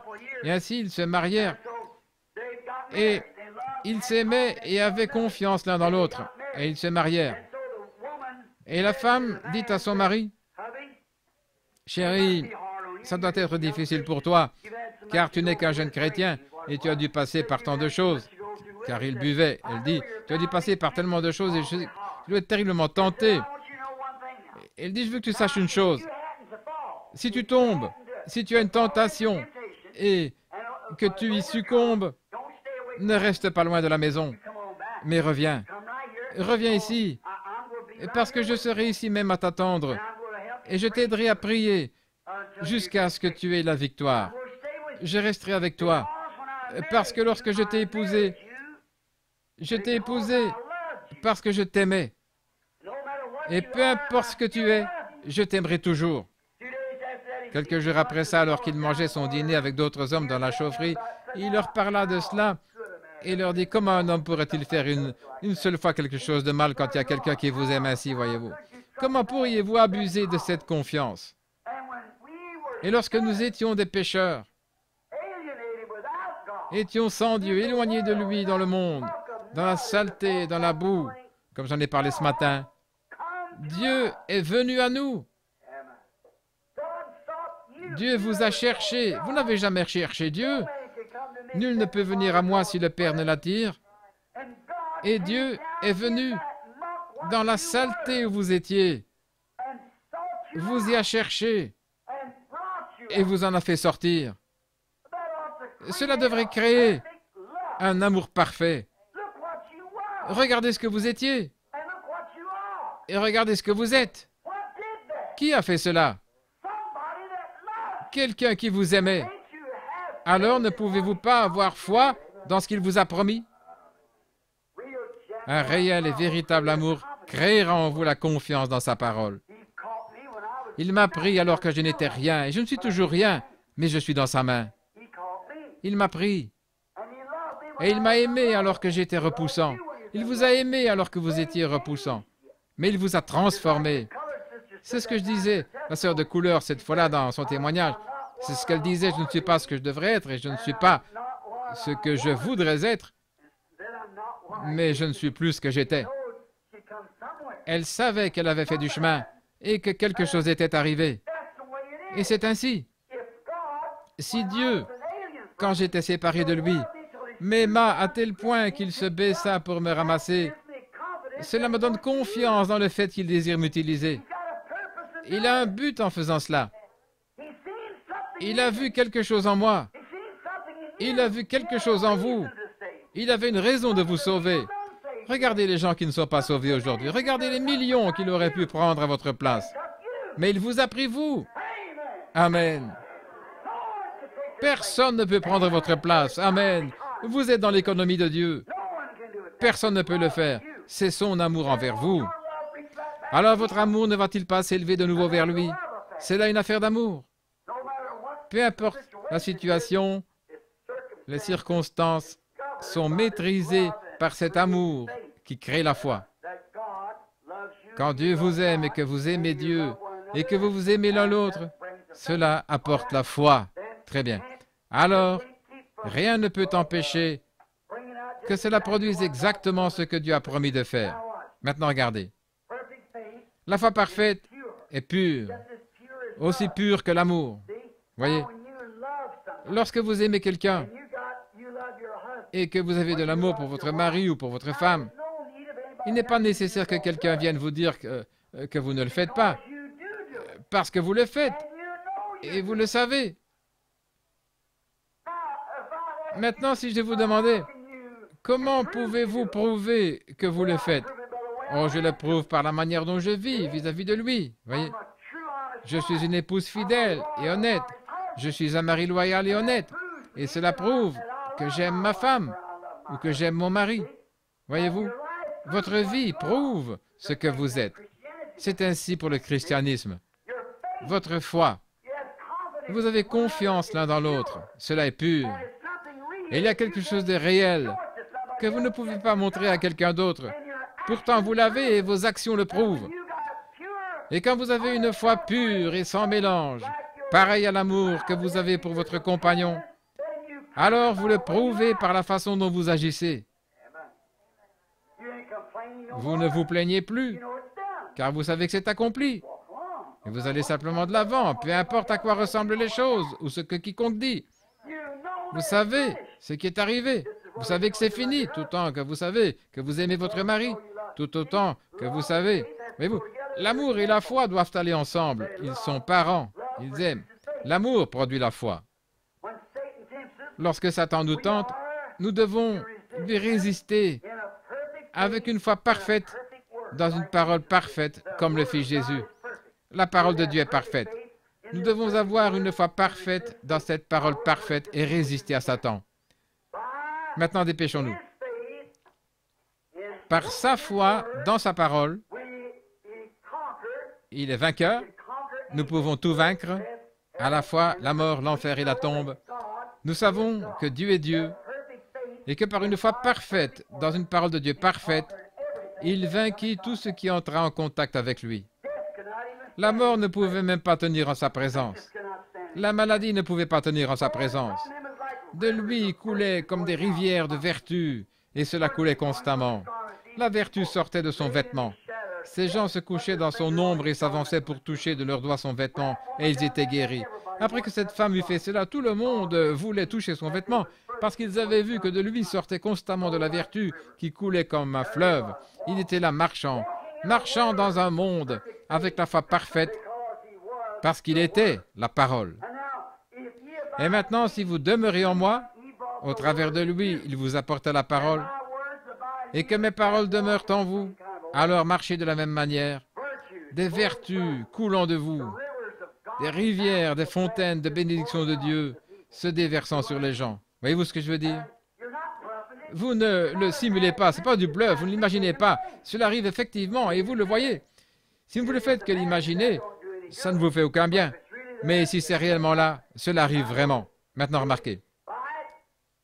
Par elle, cet homme-là, il peut dire, si vous détruisez ce corps, ce temple, je le relèverai en 3 jours. Pourquoi? Il en était convaincu parce que les Écritures avaient dit que oui, le Messie le ferait. Je ne livrerai pas son âme au séjour d'amour, au séjour des morts, ni ne permettrai pas que mon bien-aimé voie la corruption. Un prophète à qui la parole est adressée avait dit que cela arriverait et il savait qu'il était cette personne-là. Et lorsque Jésus dit « La prière de la foi sauvera le malade » ou « Ils imposeront les mains aux malades et ils seront guéris », vous devez avoir la même confiance parfaite que lorsqu'on m'imposera les mains, je serai guéri, parce que c'est ce qu'il a dit. Il a dit, si vous détruisez ce corps, je le relèverai, parce qu'il savait qu'il était le Messie. Je ne permettrai pas que mon bien-aimé voie la corruption. Il savait qu'il était le bien-aimé. Je ne livrerai pas son âme au séjour des morts. Il ne l'a pas fait. Il savait qu'il le ferait. Il avait confiance qu'il était là pour vaincre à la fois la mort et l'enfer. Car il a dit, détruisez-le, si vous le désirez, je le relèverai en 3 jours. Oh là là, j'ai le pouvoir de donner ma vie et j'ai le pouvoir de la reprendre. Il savait qui il était. Vous êtes un chrétien. Vous avez droit à n'importe quelle bénédiction rédemptrice pour laquelle Jésus est mort. Tout cela vous appartient, ça a déjà été payé, vous n'avez qu'à le croire. Pas à l'imaginer, mais à le croire. Vous devez savoir que cela vous appartient et que vous pouvez le confesser. Oh, c'est ça, la foi victorieuse, savoir cela. Il savait que cela arriverait. Il pouvait prédire que cela arriverait parce qu'il savait que cela arriverait. Et quoi qu'il ait prédit, cela arrivait. Regardez. Quoi qu'il ait dit, Dieu l'honorait. Pensez à ça. Quoi que Jésus ait dit, Dieu le faisait s'accomplir. Ainsi, il savait que ces paroles étaient les paroles de Dieu. Maintenant, regardez. Ce même passage de l'Écriture nous est présenté à nouveau. Si vous dites à cette montagne, oh là là, je le laisse pénétrer un peu, vous voyez, parce que nous allons avoir une ligne de prière. Nous congédierons l'assemblée, ceux qui doivent partir, et nous prierons pour les malades. Regardez, il savait qu'il plaisait à Dieu. Il savait qu'il plaisait à Dieu. Il savait qu'il n'y avait rien de répréhensible dans sa vie. Dieu avait déjà témoigné de cela lorsqu'il dit « Celui-ci est mon fils bien-aimé ».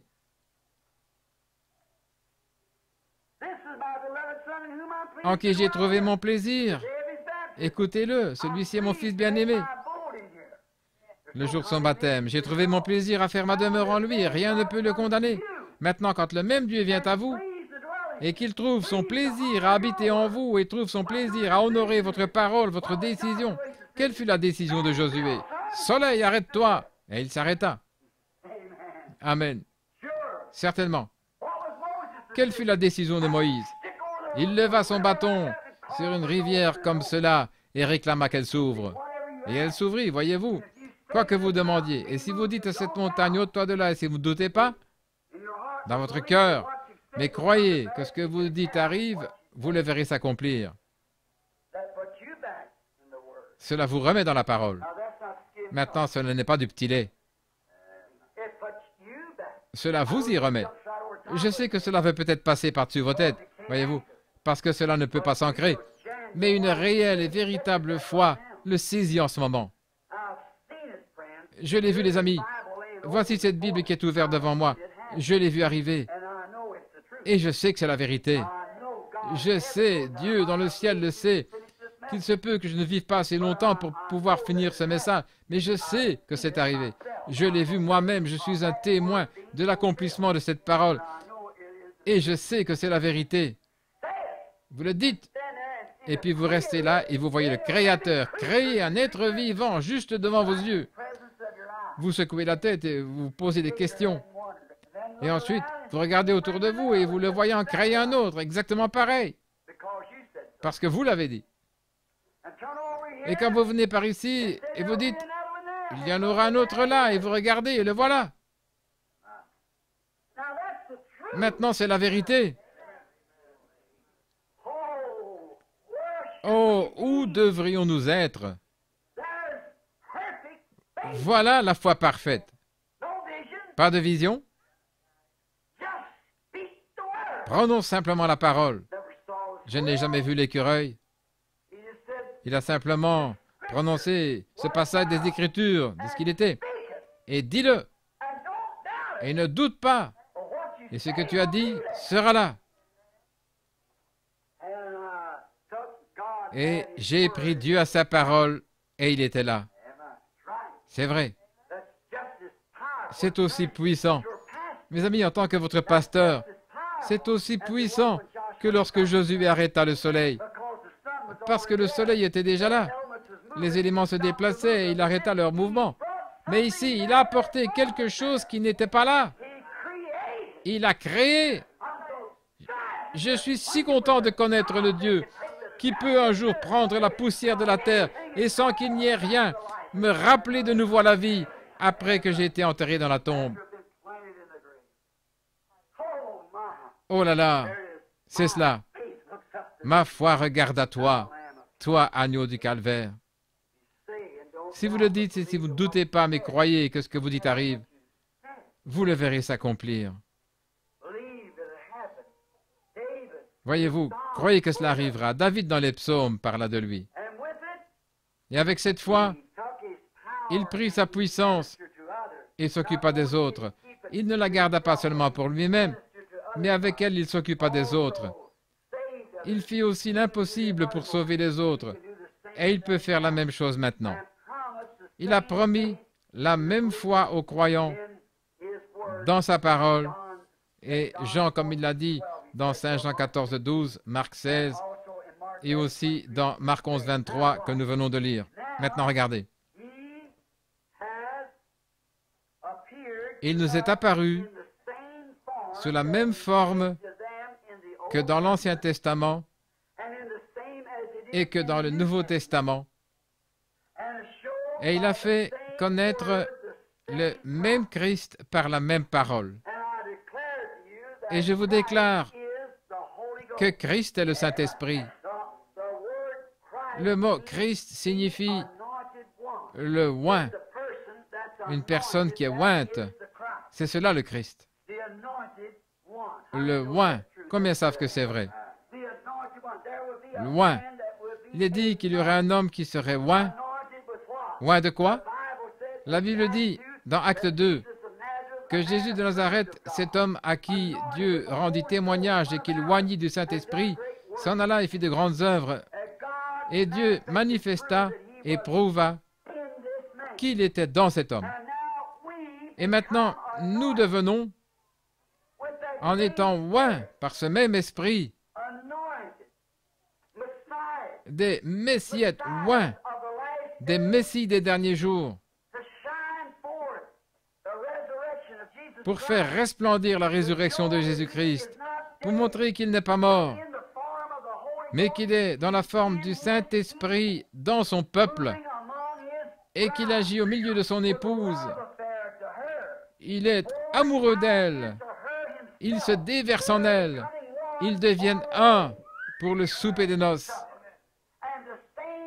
Et les mêmes signes, promis par le même Dieu, dans la même parole, produisent les mêmes manifestations que lui.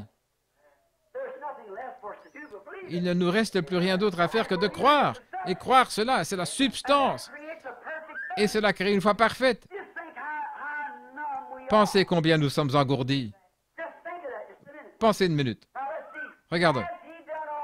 A-t-il bien fait toute chose?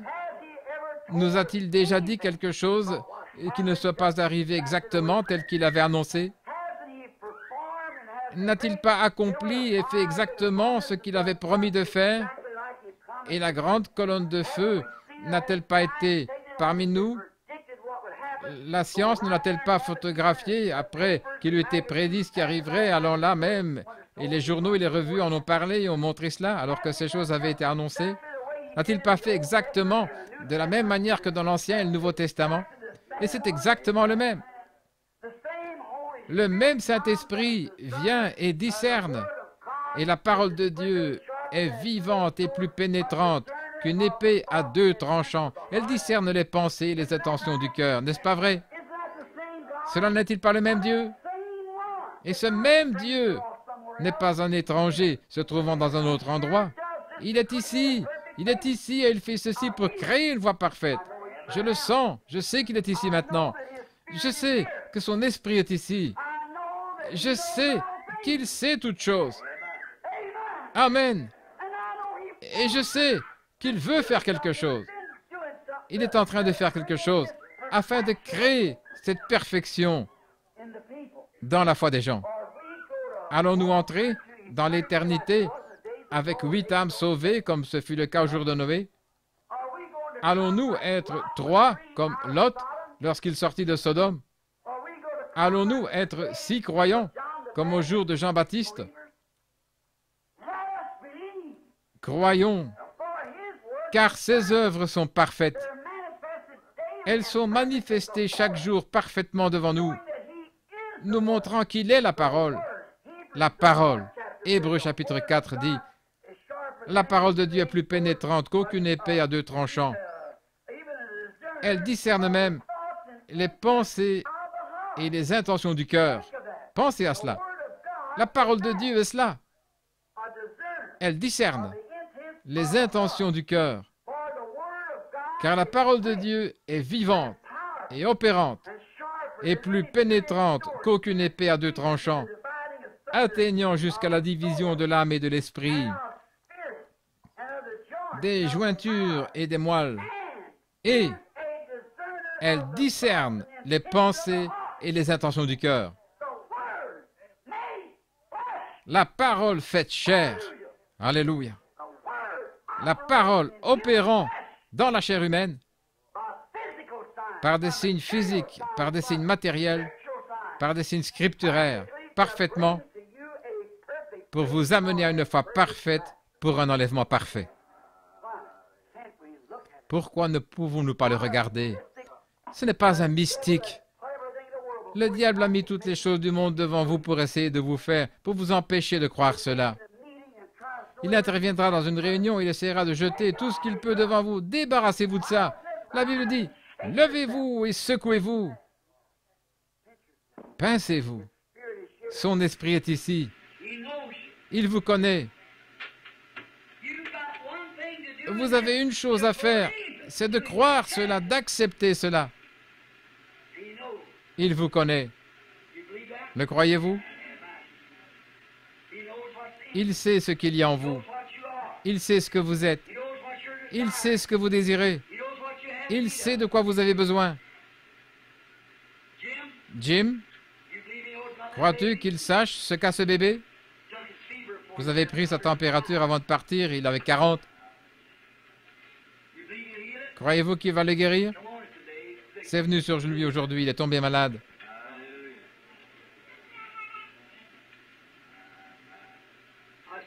Mais cela le quittera. Je viens de regarder par ici et j'ai vu ce qu'ils ont fait avant de quitter la maison. C'est vrai.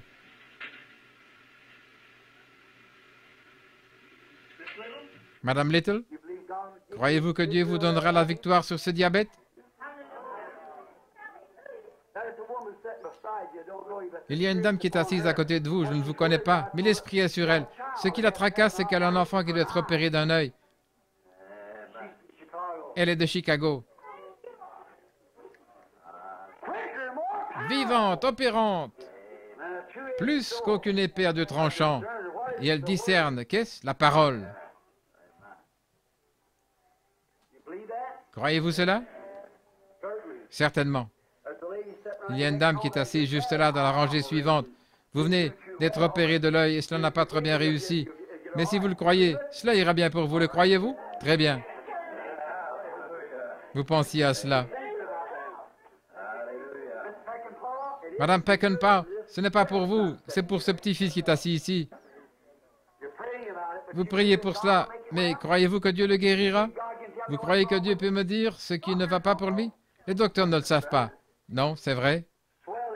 Ses poumons sont congestionnés. C'est vrai. Il a une maladie du sang. C'est correct.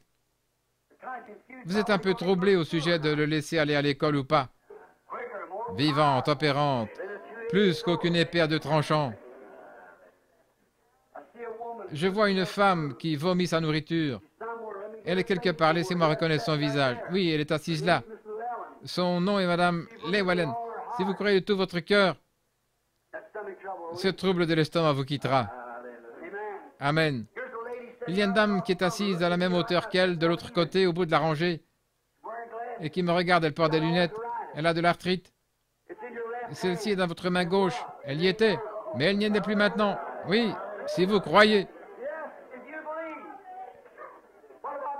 Qu'en est-il de ce bébé qui est là? Il vient de l'Ohio. Il a un cancer à l'œil. Croyez-vous que Dieu le guérira? Il le fera, si vous le croyez. Ashland, Ohio, croyez-vous maintenant que Dieu le guérira? Il le fera. Qu'est-ce que c'est? Opérante, vivante, plus qu'aucune. La dame qui est ici, quelque chose l'a frappée. Elle souffre de son épaule. C'est vrai. Est-ce vrai? Très bien. Croyez, cela vous quittera. Voyez-vous? La parole de Dieu discerne les pensées et les intentions du cœur. Maintenant, il n'y a pas de carte de prière dans ce bâtiment. Personne n'a distribué de cartes de prière. Nous ne les utilisons pas ici. C'est simplement pour garder l'ordre. Voulez-vous que l'on prie pour vous? Combien désirent que l'on prie pour eux pendant que la parole est manifestée dans la chair? Que cette rangée ici se lève et s'avance de ce côté. Que premièrement cette partie vienne ici, ceux qui désirent que l'on prie pour eux. Ensuite, après cela, je désire que cette partie ici vienne derrière. Et ensuite, quand ils auront passé, que cette partie ici vienne. Vivante, pénétrante. Une épée à 2 tranchants. Pourrait-elle faire cela? Non, monsieur, mais la parole de Dieu peut le faire. Pourquoi? Parce que c'est la parole de Dieu. Maintenant, le croyez-vous? Le grand médecin. Où est cette sœur qui vient du Tennessee? Sœur Angren Downing. Le grand médecin est proche maintenant. Je n'oublierai jamais ce qui arriva à Fort Wayne ce soir-là, lorsque cette jeune fille Amish ou Dunkard qui était assise là, joua le grand médecin est proche maintenant. Quand elle entendit que ce petit garçon était guéri, elle fit un saut, le Saint-Esprit tomba sur elle, sa jolie chevelure glissa sur ses épaules, et le piano ne manqua pas une seule note. Le grand médecin est proche maintenant, le compatissant Jésus. Une puissance surnaturelle faisait bouger les touches du piano et cela jouait. Le grand médecin est ici maintenant. Regardez. Vous croyez? Vous devriez le faire. Maintenant, souvenez-vous. Maintenant, si vous ne le croyez pas, ne venez pas, restez assis. Je ne vais pas m'avancer sans conviction. Je viens en le croyant. La Bible dit, ces signes suivront ceux qui auront cru. S'ils imposent les mains aux malades, ceux-ci seront guéris. C'est exactement cela. C'est à une certaine condition. Si vous croyez. Maintenant, moi, je le crois. Dieu vous a prouvé que je croyais cela, voyez-vous. Il manifeste sa parole pour montrer que c'est sa parole. L'accomplissement de l'Écriture le démontre. Maintenant, croyez quand vous passerez par ici, voulez-vous? Et alors, que je vous imposerai les mains, c'est exactement ce que la Bible a dit. Tu as ici de l'huile, frère Neville, pour l'onction. Prends-la, viens de l'autre côté, accomplissons l'Écriture. Viens de ce côté, et oins chaque personne alors qu'elle passera, et nous prierons pour elle. Maintenant, afin que je sois sûr que j'ai la prière de la foi pour chacun de vous, et que tous ceux qui sont des croyants posent leurs mains sur quelqu'un d'autre, étendez votre bras et croisez vos mains les uns sur les autres.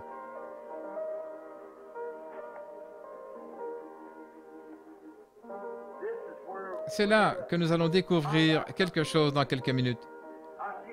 Je verrai ainsi combien mon Église a avancé dans ce que nous croyons.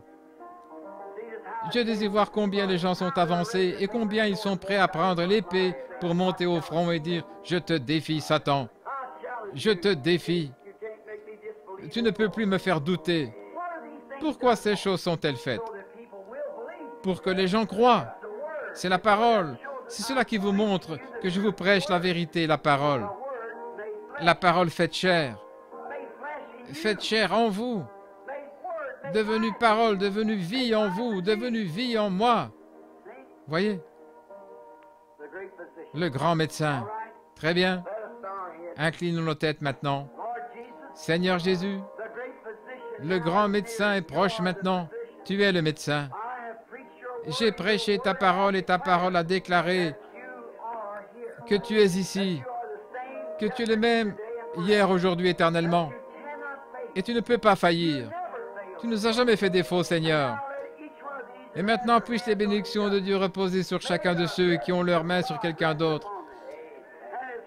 Et alors que nous venons, ce sont des croyants, et que nous les oignons d'huile, le pasteur et moi, et que nous les faisons passer par cette ligne, puissent-ils tous passer par ici avec la foi pour croire cela et savoir que le Dieu du ciel lui-même est présent.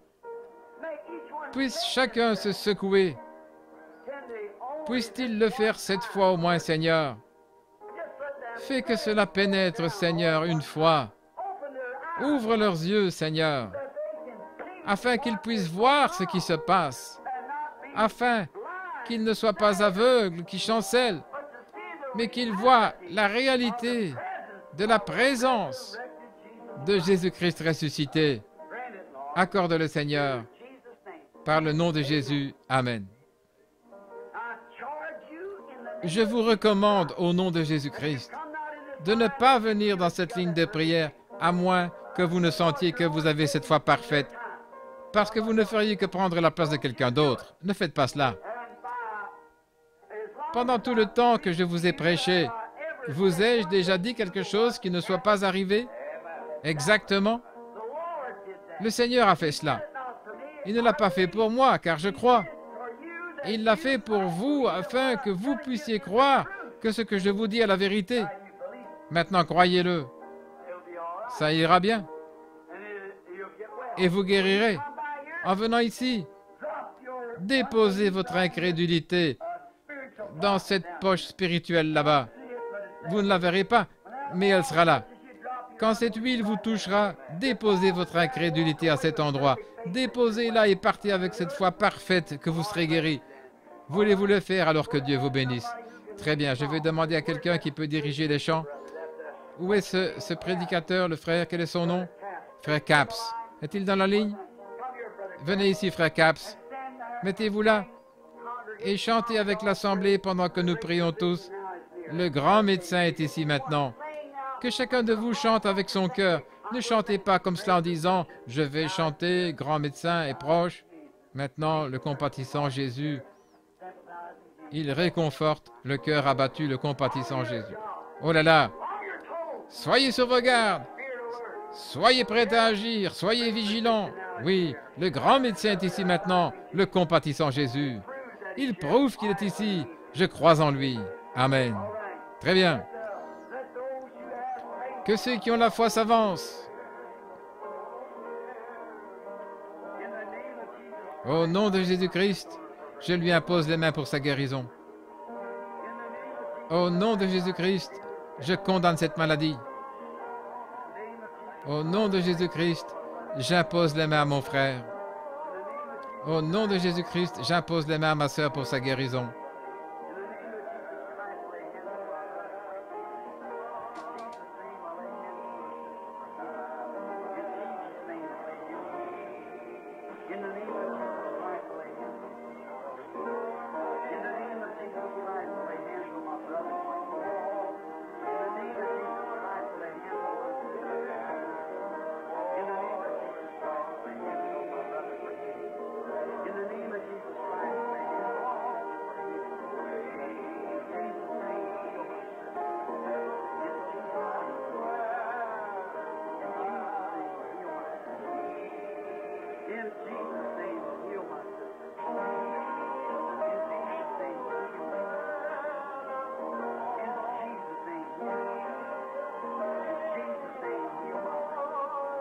Au nom de Jésus, guéris cet enfant.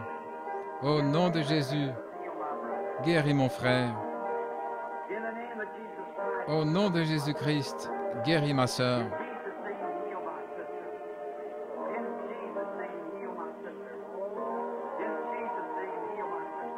Au nom de Jésus, guéris ma sœur.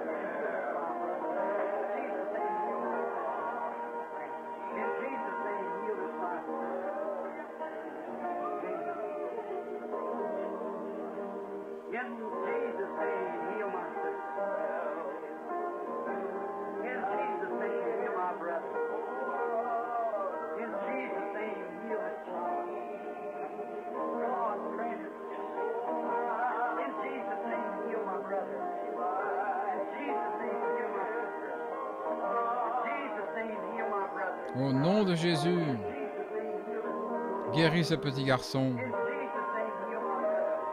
Au nom de Jésus, guéris ma sœur.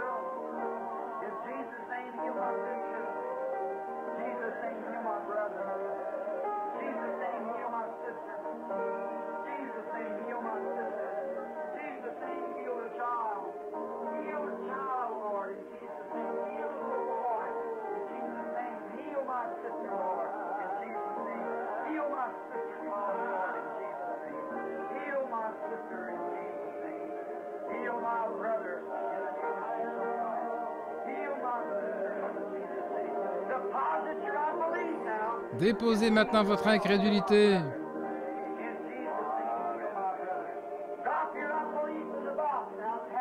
Faites maintenant tomber votre incrédulité dans cette boîte.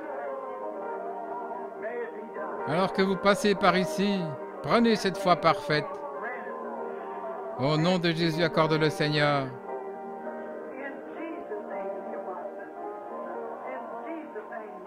Au nom de Jésus, guéris ma sœur. Au nom de Jésus, guéris ma sœur.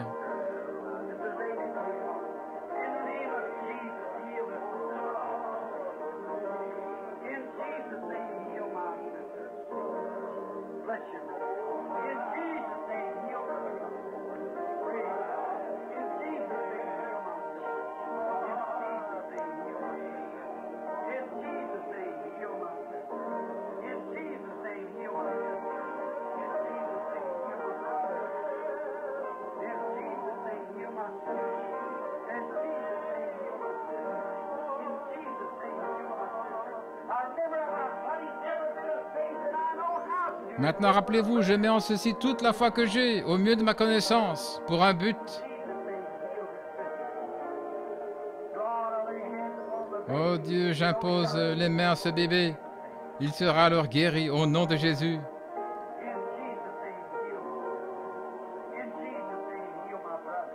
Au nom de Jésus, guéris mon frère.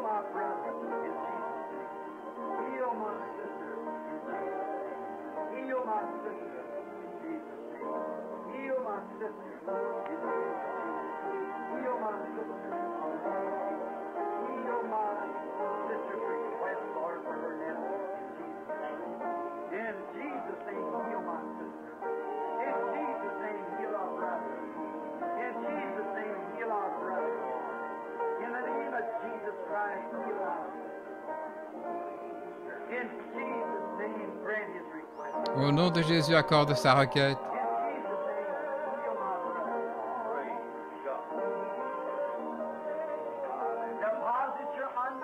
Déposez votre incrédulité. Venez maintenant en croyant. Dieu l'accordera. Je le crois, j'utilise toute la foi que j'ai selon ma connaissance. Ils imposeront les mains aux malades et ils seront guéris. Au nom de Jésus-Christ, guéris ma sœur. Maintenant, de ce côté-ci, frère Neville, frère Dow, un trophée de la grâce de Dieu. Voici l'homme qui était censé mourir il y a 1 ou 2 semaines. Au nom de Jésus-Christ, ô Dieu, tu dois l'aimer, Père, car tu as fait de grandes choses pour lui. Je lui impose les mains au nom de Jésus-Christ. Seigneur Dieu, j'impose les mains à sa précieuse épouse au nom de Jésus-Christ pour sa guérison. Amen. Tous sont-ils passés? Maintenant, inclinons la tête.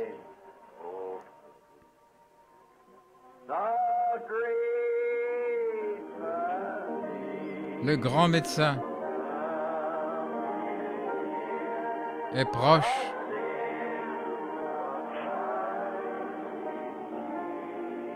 Le compatissant Jésus.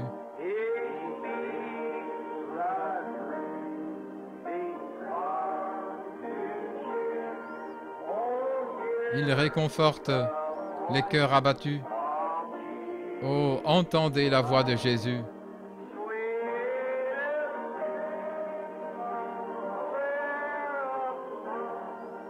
La note la plus douce du chant d'un séraphin. Le nom le plus doux sur la langue d'un mortel. Le chant le plus doux jamais chanté. Jésus, Jésus béni.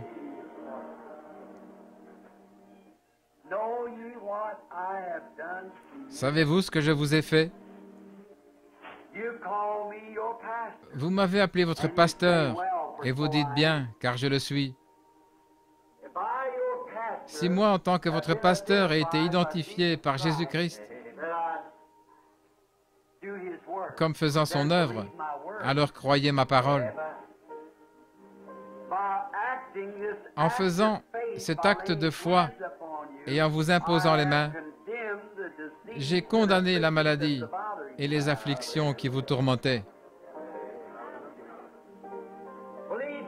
Croyez-le. Ainsi, vous recevrez votre requête, peu importe ce que c'est, car toutes choses sont possibles à ceux qui croient.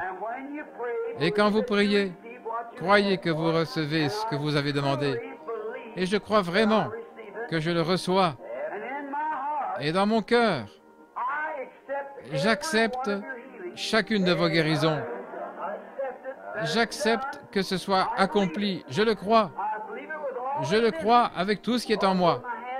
J'ai aussi posé mes mains sur ces mouchoirs qui sont là et j'ai surveillé cela de près. Je crois qu'ils produiront exactement ce que les gens ont demandé. Je le crois. Ceci entre dans ce 3e pôle. Je le crois. Maintenant, je désire vous poser une question sincère à vous qui avez passé par la ligne de prière. Pouvez-vous réellement croire et sentir maintenant que quelque chose s'est passé en vous depuis qu'on en a imposé les mains? Levez la main. Levez-les. Le voilà. C'est ceci que nous attendions. Cela commence juste à s'épanouir maintenant, voyez-vous. Cela vient de commencer. J'ai fait ceci dans un but. J'ai fait ceci dans un but précis. Je suis en train de préparer quelque chose, vous voyez. En prenant cette charge de foi et en retournant pour commencer et entrer, afin d'élever en quelque sorte la foi dans un cadre que vous n'avez jamais remarqué auparavant. Pas une foi quelconque, mais une foi parfaite, édifiée ici, en dedans. Et observez un Dieu parfait avec un cœur parfait. Gardez une promesse parfaite par sa parole parfaite qui est plus pénétrante qu'aucune épée à deux tranchants et qui discerne les pensées du cœur. Nous arrivons maintenant à la perfection parce que les gens doivent arriver à ceci afin que l'enlèvement ait lieu. Ce qui le retient en ce moment même, c'est attendre que cette Église entre dans cette foi parfaite pour l'enlèvement. Je la cherche. Cela veut dire que je dois être secoué et abaissé, et cela veut dire la même chose pour vous. Mais ensemble, nous y arriverons par la grâce de Dieu. Amen.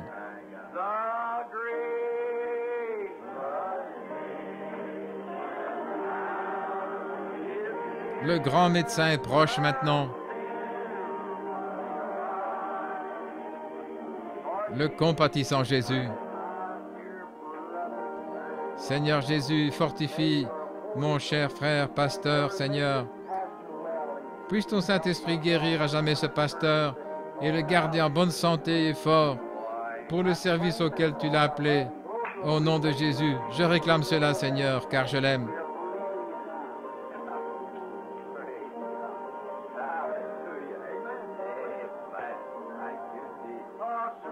Nous le croyons maintenant. Le chant le plus doux jamais chanté. Jésus, Jésus béni. Ne l'aimez-vous pas? Pensez qu'ici, maintenant, un travail a déjà commencé dans votre corps pour votre guérison.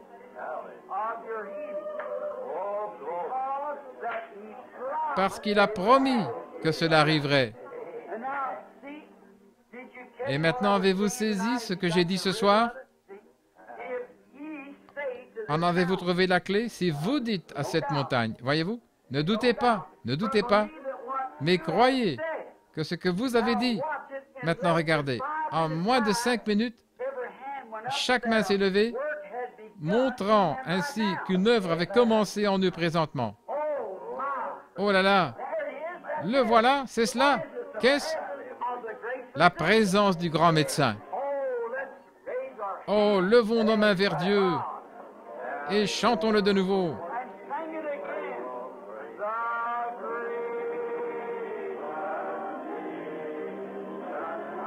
Le grand médecin est proche maintenant.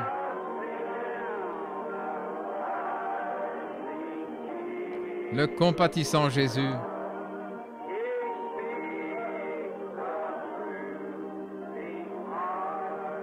Il réconforte le cœur abattu. Oh, entendez la voix de Jésus.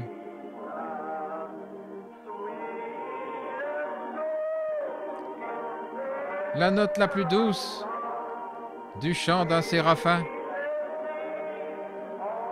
Le nom le plus doux sur la langue d'un mortel. Le chant le plus doux jamais chanté. Jésus, Jésus béni.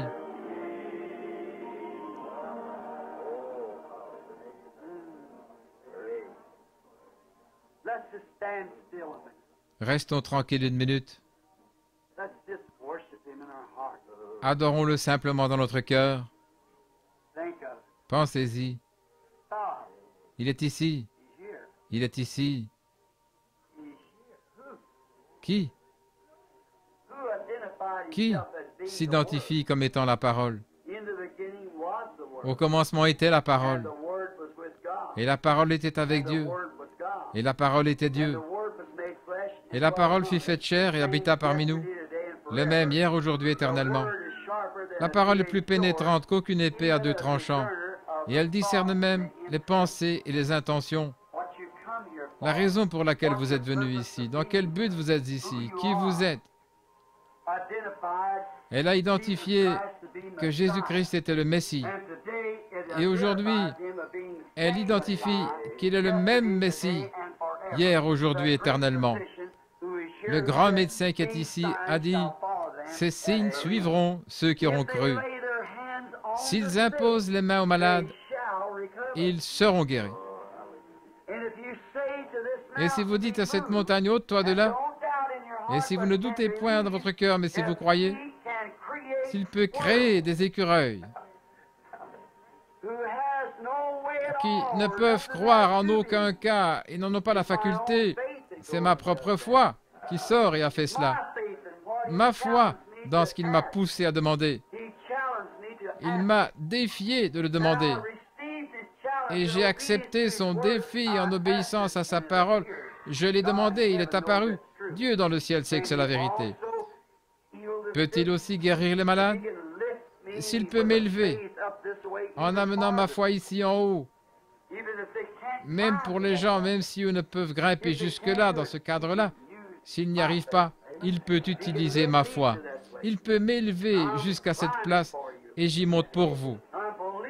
Je crois pour vous. Je parle pour vous. Je suis votre frère.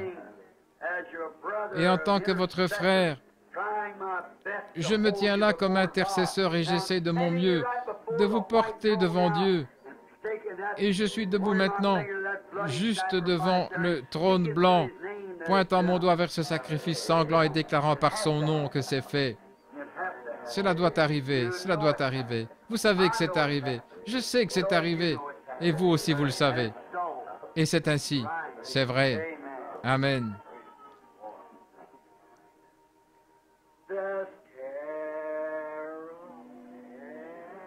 Le chant le plus doux jamais chanté. Oh Jésus, Jésus béni.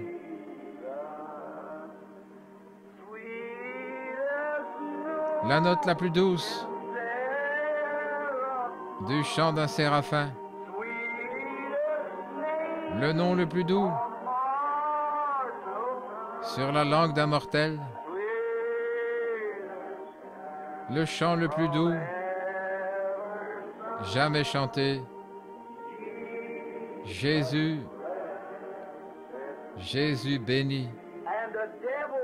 Et les démons nous étaient assujettis en ton nom. Le nom le plus doux sur la langue d'un mortel. Les démons, ce nom qui ressuscite les morts, qui guérit les malades, qui purifie les lépreux, qui chasse les démons, qui fait des chrétiens. Il n'y a pas d'autre nom sous le ciel. Je vis, je baptise, je crois, j'adore dans ce nom. Oh, laisse-moi en devenir une partie, laisse-moi perdre mon moi et le retrouver, Seigneur, en toi, ce nom, Jésus-Christ, le Messie oint. Laisse-moi me frayer un chemin à travers la boue de l'incrédulité, afin de refléter la beauté de Jésus-Christ, le même hier, aujourd'hui, éternellement.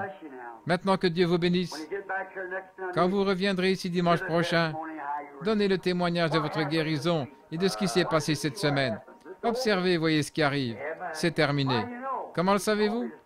Il m'a dit de le dire et je l'ai dit. C'est cela. C'est cela. C'est terminé, je le crois.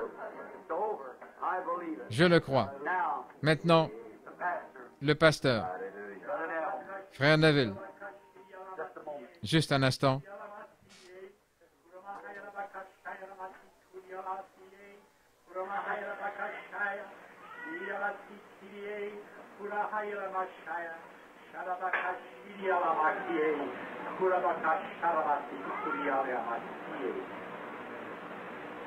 Is not my word real in the hearts of those to whom I will reveal it, saith the Lord thy God?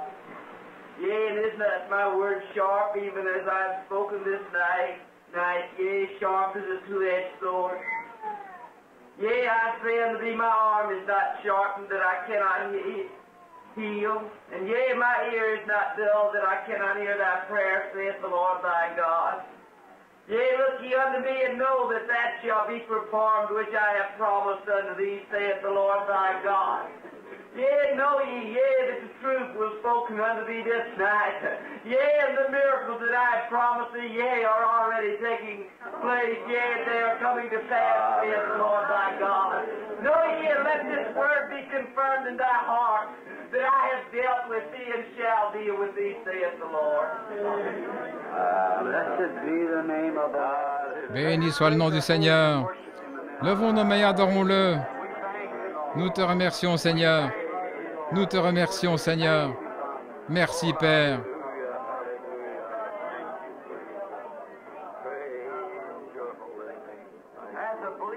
Maintenant, en tant que croyant, avez-vous remarqué la longueur du message et le rythme dans lequel ça a été dit? Et avez-vous observé l'interprétation, faire de même? C'est cela. Observez que c'était exactement avec le message, confirmant que cette chose était la vérité et qu'il a déjà accompli ce qu'il vous avait promis. Observez la manière dont cela a été apporté et observez la manière dont ce fut interprété. Observez pendant combien de temps il a parlé, observez combien de paroles il a dit. Ça correspond exactement. Que le Seigneur vous bénisse jusqu'à ce que je vous revoie.